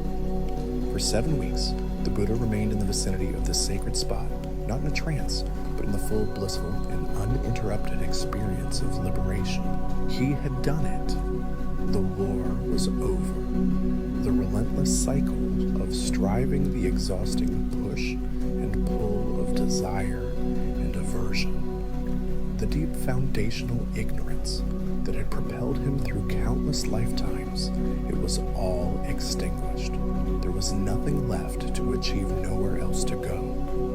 The only thing that remained was a vast, luminous awareness and a boundless compassion that arose naturally from it, like warmth from a fire. He walked through the grove, and for the first time saw the world without the filter of his own needs and fears. He saw the intricate dance of life and death, not as a tragedy, but as a selfless, ownerless process.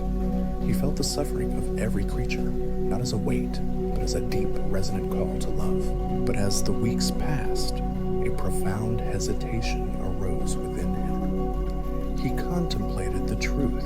He had realized the deep, subtle, and complex law of dependent origination. The radical truth of selflessness of anatta, the nature of nirvana, which was beyond all concepts of being and non-being. He looked at the world of humanity, and he saw beings utterly consumed by their passions, blinded by their opinions, delighting in the very attachments that were the source of all their misery.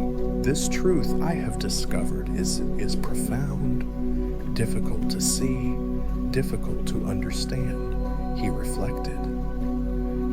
It is subtle, sublime, and beyond the reach of mere logic. But this world delights in attachment, rejoices in attachment, is consumed by attachment. For such beings, this principle of conditionality of selfless process would be impossibly difficult to comprehend. And this nirvana, this quenching of all formations, this peace, it is the complete opposite of everything they are chasing. He continued his reflection, a deep concern shadowing his newfound peace. If I were to teach this Dharma, and others did not understand me, that would only be a source of weariness and vexation for me. It was a profoundly human moment. It was the thought of the brilliant physician who has discovered a complex cure, but knows the patients will refuse to take the medicine, preferring the familiar taste of their poison. It was the temptation to simply remain in the perfect solitary bliss he had earned so dearly, to abide in that silent peace for the remainder of his days, a silent, enlightened hermit in the forest. Why return to the world of noise, confusion, and inevitable misunderstanding? According to the ancient chronicles, at this critical juncture, the very cosmos seemed to hold its breath. The deity, Brahma Sahampati, seeing the Buddha's hesitation from his celestial realm, was filled with alarm. Alas, the world will be lost. The world will be utterly destroyed. He cried for the mind of the Tathagata. The perfected one inclines to inaction, not to teaching the Dharma. Instantly, Brahma appeared before the Buddha, bowing low. This event can be understood not as a literal visit from a god, but as the rising of the Buddha's own boundless compassion, a voice from the depths of his being, articulating the needs of the world. It was the universe itself pleading for its own healing. Lord Brahma implored, his voice filled with urgency, "Let the Blessed One teach the Dharma. There are beings here with but little dust in their eyes. They are wasting away for want of hearing the truth. If you teach, there will be those who understand." He pleaded again, comparing the world to a lotus pond, where some lotuses are still deep in the mud. Some have risen halfway, but some have risen completely out of the water, ready to bloom, waiting only for the sun's rays. So too in this world, Brahma insisted there are beings ready to awaken. Do not abandon them to the darkness out of compassion for them. The Buddha listened, and with his awakened mind, he surveyed the world. He saw the truth in Brahma's plea. He saw the infinite variety of beings, some hopelessly lost in darkness, yes, but others whose minds were clouded by only a thin veil of ignorance. He saw the lotuses poised to bloom. His hesitation dissolved, washed away by a great wave of compassion. The personal bliss of his own liberation was secondary to the possibility of liberating others. The decision was made. The physician would not hoard the cure. He would walk back into the plague-ridden city and offer it to all who were willing to listen. The doors to the deathless are open. He declared, his voice resonating with quiet authority. Let those who have ears to hear release their faith. Having resolved to teach, his first thought was of the two masters who had guided him in his early search. Where are Alara Kalama and Uddaka Ramaputta, he wondered. They were wise, intelligent, with but little dust in their eyes. They would understand this Dharma quickly, but as he turned his clear awareness toward them, he saw that it was too late. Alara Kalama had passed away 7 days prior, and Uddaka Ramaputta the night before. A pang of sadness touched him, a clean, selfless sorrow for the missed opportunity for the two men who had come so close but had not lived to hear the final liberating truth. His mind then turned to his 5 companions, the ascetics who had practiced with him for 6 long years. He remembered their diligence, their sincerity, and their fierce determination. They had misunderstood him when he accepted Sujata's meal, believing he had given up, but he knew their anger came from a place of genuine, if misguided, commitment. They were not foolish men. They were lotuses that had risen far from the mud. They have been very helpful to me, he thought. I will teach the Dharma first to them. He saw with his inner vision that they were residing in a deer park at Isipatana, near the great city of Varanasi. He rose from his seat of awakening and began the long walk, a journey of over 150 miles. This was his first journey as the Buddha, and his presence was transformed. He walked not with the desperate intensity of a seeker, but with the calm, majestic grace of one who is already home. On the road, he encountered an ascetic named Upaka, who was struck by the Buddha's extraordinary appearance. His complexion was clear and radiant, his demeanor utterly serene. Friend Upaka said, your senses are so placid, your aura so pure. Who is your teacher? Whose doctrine do you profess? The Buddha replied, his voice calm and even. I have no teacher. There is no one in this world who is my equal. I alone am the fully enlightened one, whose fires are quenched, who has realized nirvana. I am going to the city of Kasi Varanasi to set in motion the wheel of the law. In a world that has become blind, I go to beat the drum of the deathless. Upaka was skeptical.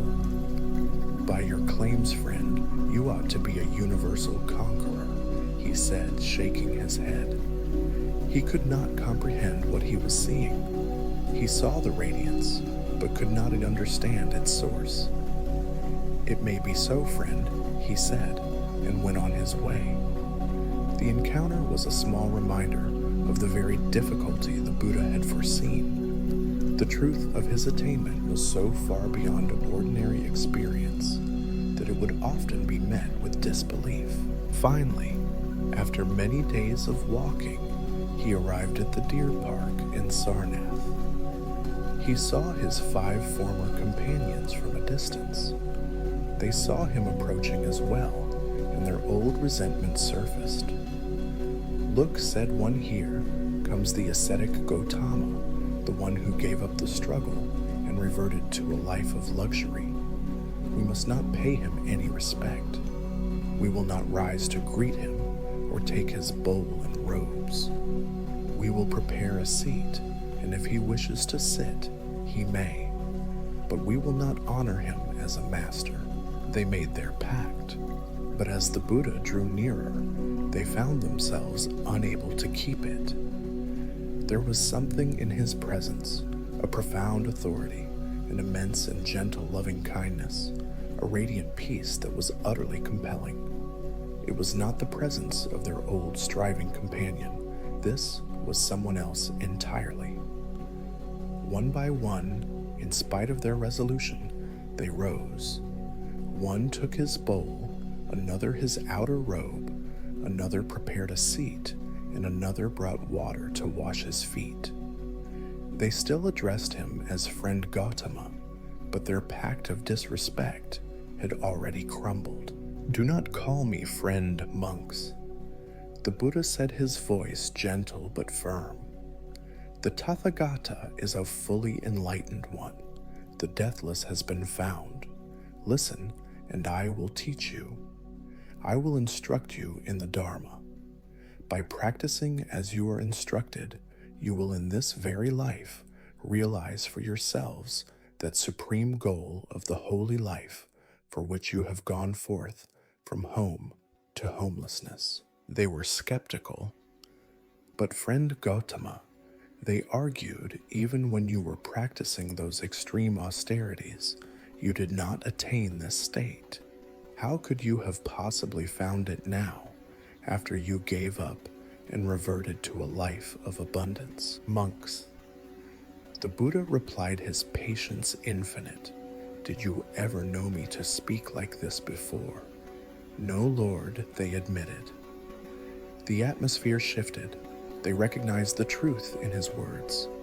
This was not the Gautama they knew. They fell silent, their minds open and ready to listen. The audience was set. The stage, a simple clearing in a deer park. The time, the full moon evening of July. And here 5 men who were ready to hear the Buddha delivered his first sermon, the sermon that would turn the wheel of cosmic law. He began by addressing the very error that had defined their shared past. "Monks, there are 2 extremes that should not be practiced by one who has gone forth. What are the 2? There is addiction to indulgence in sensual pleasures, which is low, coarse, vulgar, ignoble, and unprofitable.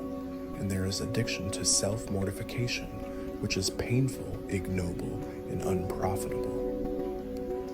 Avoiding both these extremes, the Tathagata has realized the middle way, which gives vision, which gives knowledge, and which leads to peace, to direct knowledge, to enlightenment, to nirvana." He then laid out the heart of his discovery, the 4 noble truths. He spoke of the truth of suffering, explaining that birth, aging, sickness, death, sorrow, and not getting what one wants are all forms of suffering. He spoke of the truth of the cause of suffering, identifying it as craving. He spoke of the truth of the cessation of suffering, the complete and total release from that craving. And he spoke of the truth of the path, the noble eightfold path that leads to that cessation. As he spoke, a profound transformation was occurring in the mind of one of the listeners, the eldest of the 5, whose name was Kundana. As the Buddha explained the nature of reality as an interconnected process of arising and ceasing, the veil of ignorance lifted from Kundana's mind. He saw it. He directly perceived the luminous truth. Whatever is subject to origination is all subject to cessation. The Dharma eye, the eye of wisdom, had opened within him. The Buddha, Seeing this with his own awakened mind was filled with a serene joy. "Kondana knows," he exclaimed. "Kondana knows." And from that day on, he was known as Ana Kondana Kondana, who knows. In that moment, history was made. The Buddha was no longer a solitary, self-awakened being. He now had a disciple who had seen what he had seen. The Sangha, the noble community of awakened ones, was born. The wheel of the Dharma, the liberating law that had been lost to the world for countless ages, had been set in motion once more. It was a wheel that could not be stopped, a teaching that would now roll forth across the world, offering a path out of suffering for any being with ears to hear and the courage to walk it. The silent Buddha had become a teacher. The mission had begun, the growing Sangha and the return home. The deer park at Sarnath, once a quiet refuge for animals, had become the epicenter of a spiritual revolution. As just the energy there was palpable, a mixture of profound peace and electric discovery. Kondana's awakening was not an isolated event. It was the first stone dropped into a still pond, sending out ripples that would touch everyone. In the days that followed that first sermon, the Buddha continued to teach his 4 remaining companions, Vapa, Padya, Mahanama, and Asaji. He patiently guided them, tailoring his words to their individual capacities, leading them from the intellectual understanding of his doctrine to the direct liberating experience of it. One by one, as they listened and contemplated, the veil of ignorance lifted from their eyes as well. They too saw the truth of impermanence, the nature of suffering, and the selfless process of reality. One by one, they attained the state of arahantship, the state of a fully liberated being, free from all mental defilements. The world now had not 1, but 6 arahants. The core of the Sangha, the noble community, was firmly established. With this foundation of awakened disciples, the Buddha delivered his second great discourse, a teaching that would strike at the very root of human suffering, the doctrine of not-self, or anatta. He gathered the 5 monks, his brothers, in the Dharma, and spoke with profound clarity. "Monks," he began, "the body is not self. If the body were the self, it would not lead to affliction, and you could have it of your body. Let my body be thus. Let my body not be thus. But because the body is not self, it leads to affliction, and you cannot have it of your body. Let my body be thus. Let my body not be thus." He went on applying the same relentless, compassionate logic to every aspect of their being. He analyzed the other 4 aggregates that constitute a human being: feelings, perceptions, mental formations, and consciousness. Is feeling self? No, for we cannot command our feelings to be only pleasant. Is perception self? No, for we cannot command our perceptions to see only beauty. He showed them how each component of their existence was impermanent, unsatisfactory, and devoid of any solid, unchanging, independent core that could be called I or mine. What do you think, monks, he concluded, is what is impermanent, subject to suffering and change, fit to be regarded as, this is mine, this I am, this is myself? No, Lord, they answered in unison, their voices filled with the conviction of newfound sight. Therefore, monks, the Buddha declared, seeing this, the well-instructed noble disciple becomes disenchanted with the body, with feeling, with perception, with mental formations, with consciousness. Being disenchanted, he becomes dispassionate. Through dispassion, he is liberated. And in liberation, the knowledge arises, I am liberated. He understands birth is destroyed. The holy life has been lived. What had to be done has been done. There is no more for this world. Hearing this discourse, the minds of the five were utterly and finally freed from the deepest of all illusions, the belief in a separate permanent self. They were no longer just men who had understood a teaching. They were living embodiments of its truth. As the monsoon season began, the Buddha and his first 5 disciples remained in the deer park, establishing the first Vasa or rains retreat. It was a time of consolidation, of deepening their understanding, and of living together in a community founded not on blood or rank, but on a shared commitment to liberation. The world had never seen anything like it. During this time, others were drawn to the teaching. A wealthy young man named Yasa, disillusioned with his life of luxury, stumbled upon the Buddha and was quickly ordained, as were many of his friends and family. The Sangha grew rapidly. By the end of the 3-month rains retreat, there were 60 arahants in the world, 60 beings who had completely extinguished the fires of greed, hatred, and delusion. With the end of the rains, the roads became passable again. The Buddha gathered his 60 enlightened disciples and gave them a historic instruction, one that would transform his teaching from the wisdom of a small group into a global spiritual movement.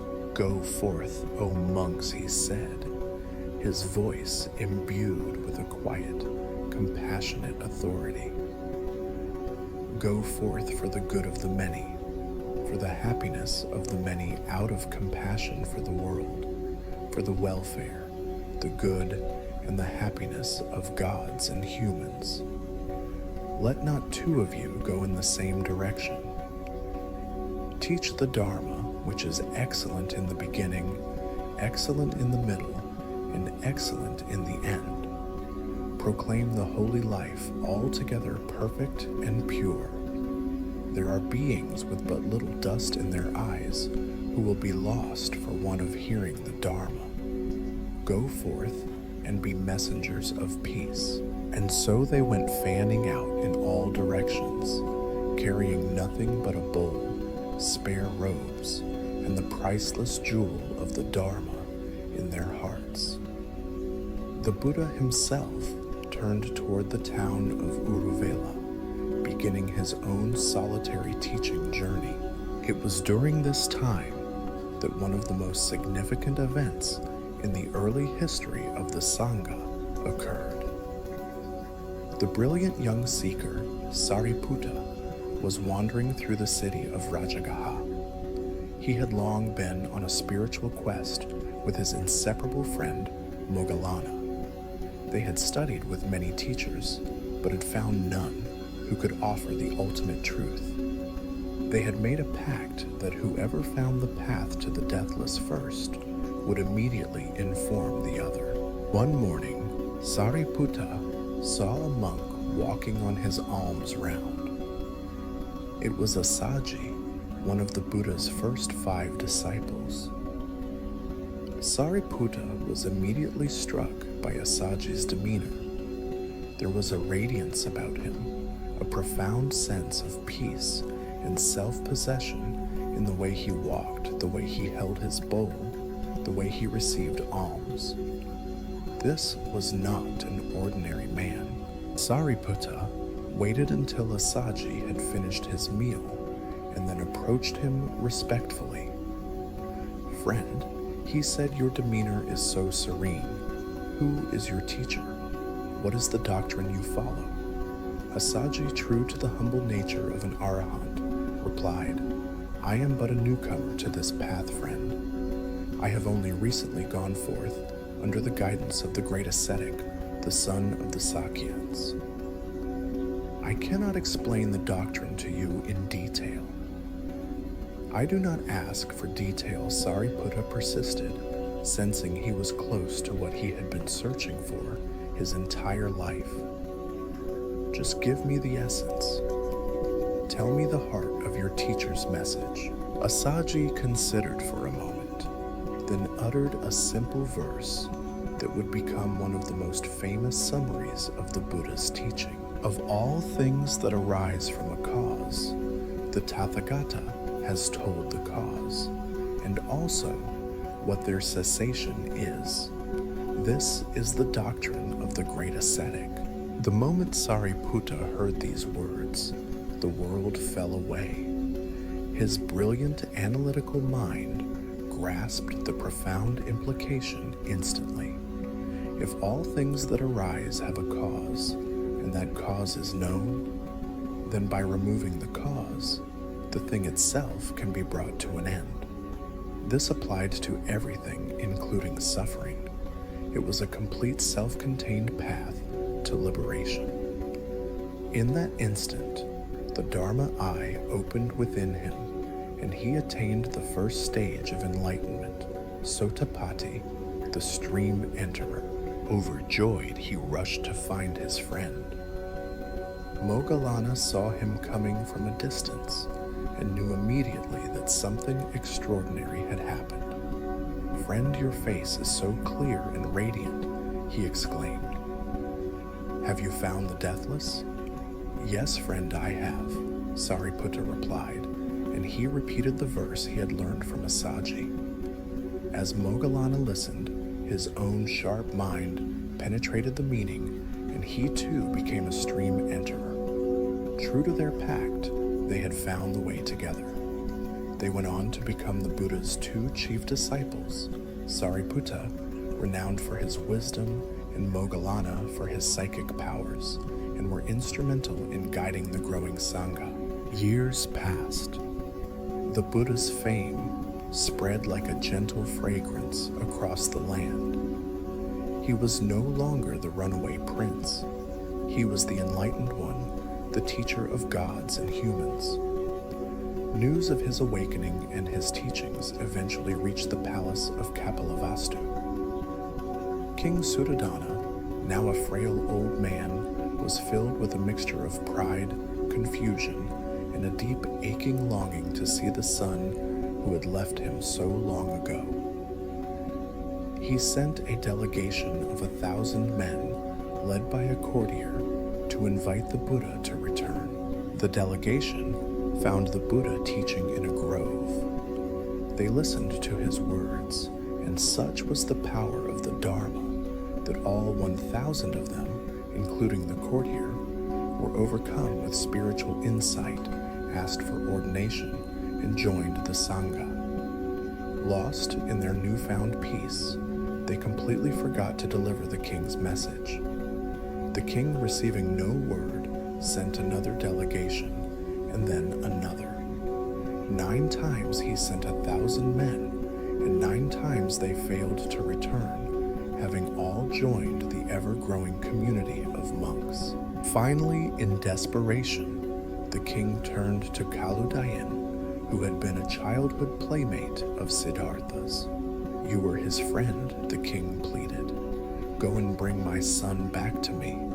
I must see him before I die." Kaludayan agreed, but on the condition that he too would be allowed to become a monk.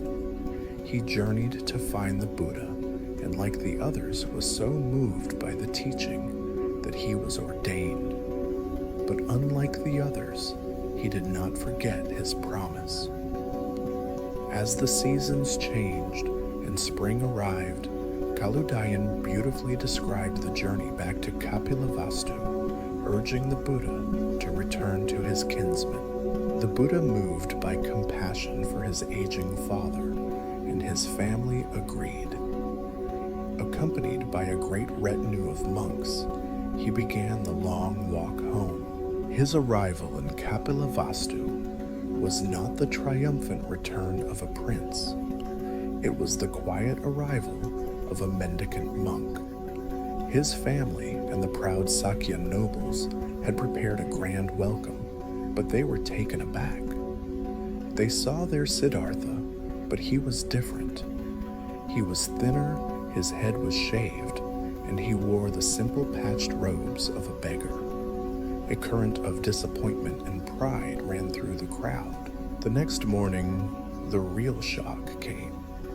The Buddha took his alms bowl and began to walk barefoot through the very streets where he had once ridden in a golden chariot, silently going from house to house, begging for his food. King Suddhodana was horrified. He rushed out to stop his son, his face flushed with anger and shame. "Siddhartha," he cried, forgetting his son's new title, "why do you do this? Why do you shame our family? No one in our lineage, the great lineage of warrior kings, has ever gone begging for his food." The Buddha looked at his father. His eyes filled not with defiance, but with immense gentle compassion. "Your Majesty," he said softly, "you belong to the lineage of kings. That is your tradition. But I now belong to the lineage of the Buddhas, and it is the timeless tradition of all Buddhas to live on alms sustained by the generosity of others." He then taught his father, explaining that the true treasure was not worldly power, but the treasure of the Dharma. As the old king listened, his anger melted away, replaced by understanding. The pride of the king gave way to the humility of a disciple. But the most difficult reunions were yet to come. His wife, Yasodhara, had not come out to greet him. When told of his arrival, she had remained in her chambers, her heart a storm of grief, pride, and love. For years she had lived as a widow, and now her husband had returned, but not to her. He belonged to the world. "If I am of any value to him," she declared, "he will come to me himself. I will not go to him." The Buddha, so, understanding the depth of her pain and the pride that shielded it, did not command her to come. Accompanied by his two chief disciples, Sariputta and Moggallana, he went to her chambers. As he entered, Yasodhara was overcome. The sight of him so serene, so majestic, yet so irrevocably changed, broke through her defenses. She fell to the floor, clasping his ankles, and wept, releasing the tears of years of silent waiting. King Suddhodana explained to the Buddha how loyal she had been, adopting a simple life in solidarity with him ever since she had heard of his asceticism. The Buddha acknowledged her profound virtue and comforted her with the gentle words of the Dharma. It was a reunion not of husband and wife, but of two noble souls, one of whom had found the path and was now showing it to the other. A few days later, Yasodhara dressed her young son Rahula, now a boy of 7 or 8, in his finest clothes. "That monk with the golden radiance is your father," she told him. "He possesses a great treasure. Go to him now and ask for your inheritance." Obediently, Rahula went and found the Buddha. He stood before his father, looked up, and said the words his mother had taught him. "O great ascetic, even your shadow is pleasant. Please give me my inheritance." The Buddha was silent for a moment, looking at the son he had left as an infant. He could give him the kingdom of the Sakyans, a kingdom of wealth, power, and inevitable suffering. Or he could give him the only true and lasting treasure he possessed. He turned to his chief disciple, Sariputta. He said, his voice gentle but firm, ordain him. He was giving his son the inheritance of the Dharma, the path to the cessation of all, suffering the key to the deathless kingdom of nirvana. Rahula was ordained, becoming the first samanera, or novice monk. The act was a profound statement. The Buddha's love for his son was so great that he offered him not the fleeting power of a worldly king, but the eternal freedom of an awakened mind. The journey had come full circle. The prince who had left his palace in search of a cure for suffering had returned as the great physician, offering that cure first to those he loved most. The wheel of the Dharma, set in motion in a distant deer park, was now turning in the heart of his own home, the Dharma in the world. The story of the Buddha is not merely the story of one man's journey to enlightenment. It is the story of the 45 years that followed a long and tireless ministry dedicated to sharing the path he had discovered. Having awakened, he did not retreat into a celestial realm or an unbreachable silence. Instead, he walked. He walked the dusty roads of the Ganges plain, from city to village, from forest, grove to market square, moved by a single unwavering purpose: to ease the suffering of all who would listen. His life fell into a simple, profound rhythm, a daily enactment of the middle way. He would rise before dawn, sitting in deep meditation as the world slept, bathing his mind in the bliss of liberation. As the sun rose, he would take his alms bowl and walk silently into the nearest village or town. He accepted whatever food was offered without preference or judgment: a crust of dry bread from a poor widow, a rich curry from a wealthy merchant, eating a single meal for the day. He saw this daily alms round, not as begging, but as a way to connect with the lay community, allowing them the opportunity to practice generosity and receive a silent blessing. The rest of his day was dedicated to teaching. He taught kings and courtesans, merchants, and murderers, scholars, and simple farmers. His method was not a rigid lecture, but a dynamic, compassionate engagement. He was a master physician of the soul. He would listen patiently to a person's troubles, diagnose the root cause of their suffering with penetrating insight, and then prescribe a remedy perfectly suited to their temperament and capacity to understand.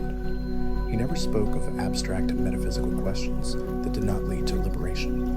When asked about the creation of the universe or the ultimate fate of the soul after death, he would remain silent, comparing such questions to a man shot with a poisoned arrow, who refuses to have it removed until he knows the name cast and village of the archer. The task, he would say, is to remove the arrow. To do this, he used the materials of everyday life, stories, similes, and parables that made the most profound truths accessible to all. He taught not through dogma, but through direct pointing, inviting each person to see the truth for themselves. One of the most powerful of these encounters involved a young woman named Kaisa Gotami. She had married young and given birth to a beautiful baby boy who became the absolute center of her world. One day, the child, still just a toddler, fell ill with a sudden fever and died. Kaisa Gotami was utterly shattered. Her grief was so absolute that it tipped into madness. Refusing to accept that her son was gone, she clasped his small, lifeless body to her chest and ran through the streets of her village, going from house to house, desperately pleading for medicine that could bring him back. Some people mocked her, others pitied her, but no one could help her. Finally, a wise old man, seeing her unbearable pain, took pity on her. "I cannot give you medicine for your child, dear woman," he said gently, "but I know of a great physician who can. Go to the Jetavana Grove and seek out the Buddha. He will have a cure for you." Clutching this new, desperate hope, Kaisa Gotami ran to the grove where the Buddha was teaching. She burst through the crowd of listeners and fell at his feet, laying the body of her son before him. "Master," she cried, her voice broken with sobs, "they say you are the enlightened one. Please give me the medicine that will cure my boy." The Buddha looked at her, his eyes filled with an ocean of compassion. He did not tell her that her son was dead and that nothing could be done.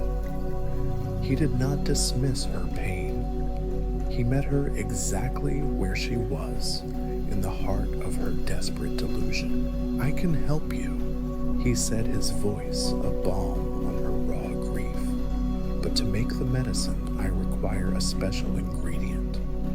You must go back into the village and bring me a single tiny mustard seed." Hope surged in Kisagotami's heart. "A mustard seed? I can bring you a whole bowlful." "Wait," the Buddha said, holding up a hand. "There is one condition.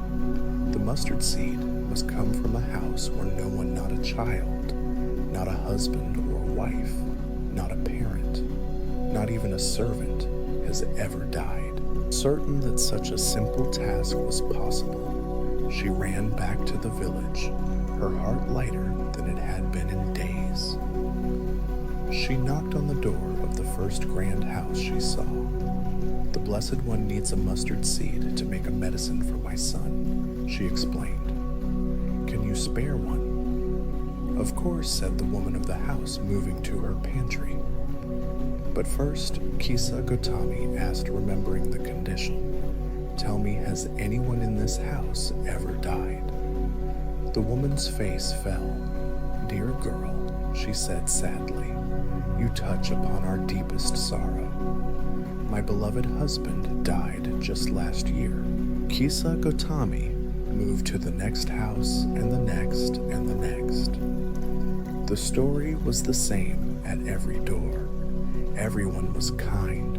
Everyone had mustard seeds. But everyone had also known death. "We have seeds," one would say, "but our eldest son was taken by a snake." "Take all the seeds you want," said another, "but my mother died in this very room." She went from the richest mansions to the poorest huts, and in every home she found the lingering presence of loss. As the sun began to set, casting long shadows across the village, a profound transformation took place within her. She was no longer running frantically. Her steps became slow and deliberate. She was still carrying her child, but the frantic, desperate clinging was gone. She sat down at the edge of the village and watched the flickering lights of the lamps being lit in the houses. "How selfish I have been in my grief," she thought to herself. "I thought that only I had suffered this unbearable pain, but now I see. Death is not my personal tragedy. It is the shared universal inheritance of all who are born." In that moment of profound insight, her personal isolating grief dissolved into a vast, compassionate understanding of the first noble truth. She gently carried her son's body to the charnel ground for its final rites. She had accepted the truth. She returned to the Buddha as night fell. She was no longer a wild, grieving woman, but a person of sober, quiet dignity. "Have you brought the mustard seed?" the Buddha asked gently. "No, Lord," she replied, her voice steady. "The work is done." "I could not find a single house where death has not entered. You thought you were alone in your sorrow," the Buddha said. "But the law of death is that it comes to all. The world is swept away by it, and no one can protect another. But the wise, seeing the nature of the world, are not shaken. They walk the path of peace." He then taught her the Dharma in full, and Kisagotami, her heart now tilled by suffering and watered by wisdom, became a devoted nun and eventually attained the peace of arahantship. This parables illustrates the heart of the Buddha's compassionate method. He did not preach at people. He created the conditions for them to discover the truth for themselves. He knew that wisdom born of one's own experience is 1,000 times more powerful than wisdom that is merely heard. On another occasion, the Buddha sought to explain the proper attitude one should have toward his teachings. He wanted to ensure his followers did not turn the Dharma into a another object of dogmatic clinging. To do this, he told them the parable of the raft. Monks, he began imagine a man on a journey who comes to a great expanse of water. The near shore is dangerous and full of fear, while the far shore is safe and secure. But there is no boat or bridge to cross. The man thinks, this water is vast, and the shore I am on is perilous. Let me gather grass twigs, branches, and leaves, and bind them together into a raft. Then, striving with my hands and feet, I can cross over safely to the other side. So the man builds his raft, and with great effort crosses the water. Now, having reached the far shore, safe and secure, what should he do with the raft? Should he think to himself, this raft has been of such great service to me, I should not abandon it. I will hoist it onto my head and shoulders and carry it with me as I continue my journey on land. No, Lord, the monks replied in unison. What then should he do? The Buddha asked. Lord, he should think, this raft was helpful, but its purpose is fulfilled. He should then beach the raft or set it adrift and continue his journey on land without being burdened by it. Exactly so, monks, the Buddha said, his eyes scanning his audience. In the same way, I have taught the Dharma compared to a raft for the purpose of crossing over, not for the purpose of grasping and holding on to. You who understand the simile of the raft should let go even of righteous things, the teachings to say nothing of unrighteous things, wrong views. This was a radical and liberating instruction. He was teaching them that his words were not a sacred scripture to be worshipped, but a practical tool. They were a finger pointing at the moon, not the moon itself. The goal was not to become an expert on the raft, but to use it to get to the other shore of liberation. Once there, the raft itself must be abandoned. This non-dogmatic, pragmatic approach has been a hallmark of his teaching for millennia, a constant reminder that freedom is found in letting go, even of the very concepts that lead to freedom. The Buddha's ministry was not limited to gentle parables. His compassion was matched by an unshakable fearlessness.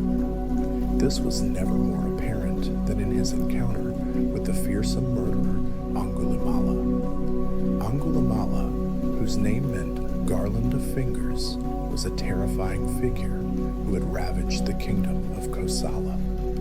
A serial killer of immense strength, he had slain countless travelers and villagers, cutting off a finger from each victim to wear in a grotesque necklace.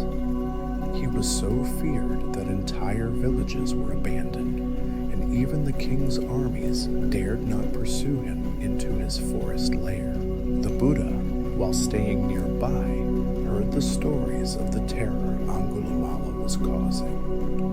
Despite the warnings of the local people who begged him not to go, he calmly took his bowl and began to walk down the very road that led into Angulimala's territory. Angulimala saw the lone monk approaching from a distance. He was incredulous. Great caravans of armed men had turned back in fear, yet this single ascetic walked toward him as if on a casual stroll. Excellent, he thought with cruel delight. Today I will complete my garland with this monk's finger. He grabbed his sword and shield and began to run after the Buddha. A strange thing happened. Though Angulimala was running with all his might and the Buddha was walking at a calm, normal pace, the murderer could not catch up to him. He was a man of legendary speed, yet he could not close the distance. He became exhausted, frustrated, and enraged. Stop, ascetic, he finally screamed, his voice raw with effort. Stand still. The Buddha continued his calm, even pace, and without turning replied with a voice that was clear and powerful, yet utterly peaceful. I have stopped, Angulimala. It is you who have not stopped. Angulimala was thunderstruck. The paradoxical words stopped him in his tracks. What do you mean, he panted, confused? You are still walking, yet you say you have stopped. I am standing still, yet you say I have not. The Buddha finally turned to face him. There was no fear in his eyes, only a vast, unwavering compassion that seemed to absorb all of Angulimala's rage. I have stopped forever, Angulimala, he explained. I have laid down the rod and the sword. I have stopped doing violence to all living beings. But you have no restraint toward any living thing. Therefore, I have stopped, and you have not. The truth of these words, combined with the immense power of the Buddha's peaceful presence, shattered Angulimala's defenses. The layers of rage, delusion, and violence that had encrusted his heart for years began to crack and fall away. He stood there, suddenly seeing the horror of his own actions, as if for the first time. The garland of fingers around his neck felt impossibly heavy. He threw his sword to the ground and fell at the Buddha's feet, weeping. I have been lost in darkness, he cried. Please, Lord, out of compassion, let me go forth from this life of horror and become your disciple. The Buddha accepted him into the Sangha. The news caused an uproar. King Pasenadi, having finally gathered the courage to ride out with his army to capture the bandit, was astonished to find Angulimala sitting peacefully in the robes of a monk, his demeanor transformed. The story became a living testament to the transformative power of the Dharma. It showed that no one, no matter how deeply lost in violence and hatred, was beyond the possibility of redemption. Angulimala went on to practice with great diligence, and despite being physically attacked by people who remembered his past deeds, he maintained his inner peace and eventually became a fully enlightened arahant. His life was proof that the path was not just for the good and the gentle, but for every being who truly wished to stop. Through these encounters and countless others, the Buddha walked the earth for 45 years. He taught a king how to rule with justice, a courtesan how to find dignity, a grieving mother how to find peace in shared sorrow, a dogmatic scholar how to find wisdom in not knowing, and a fearsome killer how to find liberation in non-violence. He was the ultimate physician, offering the world not a creed to believe in, but a path to walk a path leading directly out of the heart of suffering and into the clear, deathless light of peace, the setting sun of the world. The wheel of the Dharma, once set in motion, had turned for 45 years. It had rolled through kingdoms and villages into the hearts of paupers and kings, transforming all it touched. The Buddha, once the solitary seeker, was now the beloved teacher of a vast and flourishing community. The Sangha was a spiritual sanctuary for thousands, and the liberating wisdom he taught had become a gentle but persistent music in the soul of India. But the Buddha, like the teachings he espoused, was subject to the universal law he had so clearly seen. He was impermanent. At the age of 80, his body, which had endured both the extremes of palace luxury and forest austerity, was old and frail. He once compared it to a rickety old cart held together with straps and bits of twine that could only be kept going with great care and effort. Yet his mind remained as luminous and expansive as the clear night sky. He was on his final journey, walking with his cousin and devoted attendant, the monk Ananda, and a small group of disciples. Ananda had been his shadow for decades, a man of immense kindness and recall who had memorized every discourse the Buddha ever gave. He loved the Buddha not just as a teacher, but with the deep personal affection of a kinsman. It was a love that would soon be tested by the ultimate sorrow. Their journey brought them to the small village of Pava. There, a blacksmith named Kunda, a devout follower, invited the Buddha and his monks for a meal. With great care and devotion, Kunda prepared a special dish for the Buddha, a food called Sukaramadava. The exact nature of this food is lost to history. Some say it was a delicate pork dish, others a rare mushroom, or truffle known only to foragers. The Buddha, seeing with his insight that the dish was tainted and could be dangerous, accepted it for himself, but instructed Kunda to serve the other monks different food and to bury whatever was left over. Shortly after the meal, the Buddha was struck with a violent illness. A severe dysentery racked his aged body with excruciating pain. He grew weak, but his mind remained perfectly clear, unperturbed, and suffused with compassion. Lying down to rest, he sensed that this illness would be his last. He turned to the weeping Ananda, who was beside himself with worry. "Ananda," he said, his voice weak but steady. "It is possible that someone might try to stir up remorse in Kunda the blacksmith, saying it is your fault, Kunda, that the Tathagata has passed away after eating his last meal from you. You must dispel his remorse. Tell him this. It is a gain for you, Kunda, a great good fortune, that the Tathagata ate his last meal from you.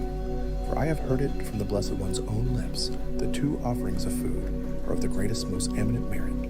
The offering given just before the Tathagata awakens to supreme enlightenment, and the offering given just before he passes into the final unbinding nirvana. Tell Kunda his offering is one of these. His act has earned him great merit." In this simple instruction, given in the midst of his own agony, lay the depth of the Buddha's compassion. His final concern was not for his own comfort, but for the peace of mind of the simple man whose offering had through no fault of his own precipitated his death. He was teaching until his very last breath. Despite his immense pain, the Buddha insisted they continue their journey. "Come, Ananda," he said, "let us go to Kushinagar." Kushinagar was a small, unimportant town, a backwater surrounded by sala trees. Ananda was dismayed. "Lord," he protested, "let the Blessed One not pass away in this little wattle and daub town in the middle of the jungle. There are other greater cities where many wealthy nobles and Brahmins would honor the passing of the Tathagata with a grand ceremony." "Do not say that," Ananda the Buddha replied gently. The choice was a final silent teaching against the vanity of worldly fame. His awakening had happened in the wilderness, and his passing would happen here, in this humble place, far from the centers of power and prestige. They reached a grove of sala trees. "I am weary, Ananda," the Buddha said. "Please prepare a couch for me between these twin trees with my head to the north." Ananda did as he was asked, his heart heavy as stone. The Buddha lay down on his right side in the lion's posture, mindful and fully aware. As he lay down, the twin sala trees, though it was not their season, burst into full bloom, their blossoms raining down upon his body in a final, silent tribute. Ananda, who had been so strong for so long, could no longer contain his grief. He retreated behind a lodging and leaned against the doorpost, weeping bitterly. "Alas," he cried to himself, "I am still but a learner with still so much to do. And my teacher, who has had such compassion for me, is about to pass away." The Buddha, noticing his absence, asked the other monks to call him. When Ananda returned, his eyes red and swollen, the Buddha spoke to him with the tenderness of a father. "Enough, Ananda. Do not grieve, do not lament. Have I not taught you from the very beginning that it is the nature of all things that are near and dear to us, that we must be separated from them, that we must part from them? How, Ananda, can it be that what is born, what is brought into being, what is conditioned and subject to decay, should not pass away? That is impossible. For a long time, Ananda," he continued, "you have attended me with acts of loving kindness, with words of loving kindness, with thoughts of loving kindness acts that were loyal, selfless, and without measure. You have accumulated great merit. Now you must strive, be diligent, and you too will soon be free from all defilements." He then turned to the other monks who had gathered, and he gave them his final, most crucial instructions, words that would become the foundation for the survival of the Dharma in a world without its founder. It may be Ananda that some of you will think the word of the teacher is a thing of the past. We have no teacher now, but that is not how you should see it. The Dharma, the truth that I have taught, and the Vinaya of the code of conduct I have laid down, let that be your teacher after I am gone. This was a revolutionary declaration. He was not appointing a successor, no single person, to hold authority. The authority was to be the truth itself. The guide was to be the path. "Ananda," he continued, "it is time. Go now into Kushinagar and inform the Mala people that the Tathagata will pass into final nirvana in the last watch of the night." As the news spread, monks, nuns, and lay followers from all around began to gather. They came in sorrow to pay their last respects. Even on his deathbed, the Buddha's compassion did not wane. A wandering ascetic named Subhata arrived asking to see the Buddha. Ananda, not wanting to trouble his dying master, tried to turn him away, but the Buddha overheard. "Do not keep Subhata away, Ananda," he said. "Let him ask whatever he wishes. This will be the last time." Subhata was brought forward and asked his questions about the nature of other spiritual paths. The Buddha patiently taught him the core of the Noble Eightfold Path. As he listened, Subhata's mind cleared, and he asked to be ordained. He was accepted, and practicing with diligence right there, he quickly attained arahantship, becoming the very last disciple to be personally enlightened by the Buddha. Now, the final moments were at hand. The Buddha addressed the assembly of monks one last time. "If any of you have any doubt or uncertainty about the Buddha, the Dharma, or the Sangha, ask now. Do not be remorseful later, thinking we were face to face with the teacher, yet we did not ask." The monks remained silent. Not one of them had any doubt. "Then, monks," he said, delivering his final immortal words, "listen well to what I say. All conditioned things are subject to decay. All component things are perishable. Strive on with diligence." These were his last words. Vayadhama Sankara, Apamadena Sampadetha. He then did not simply die. He showed his followers a final profound teaching with his own consciousness.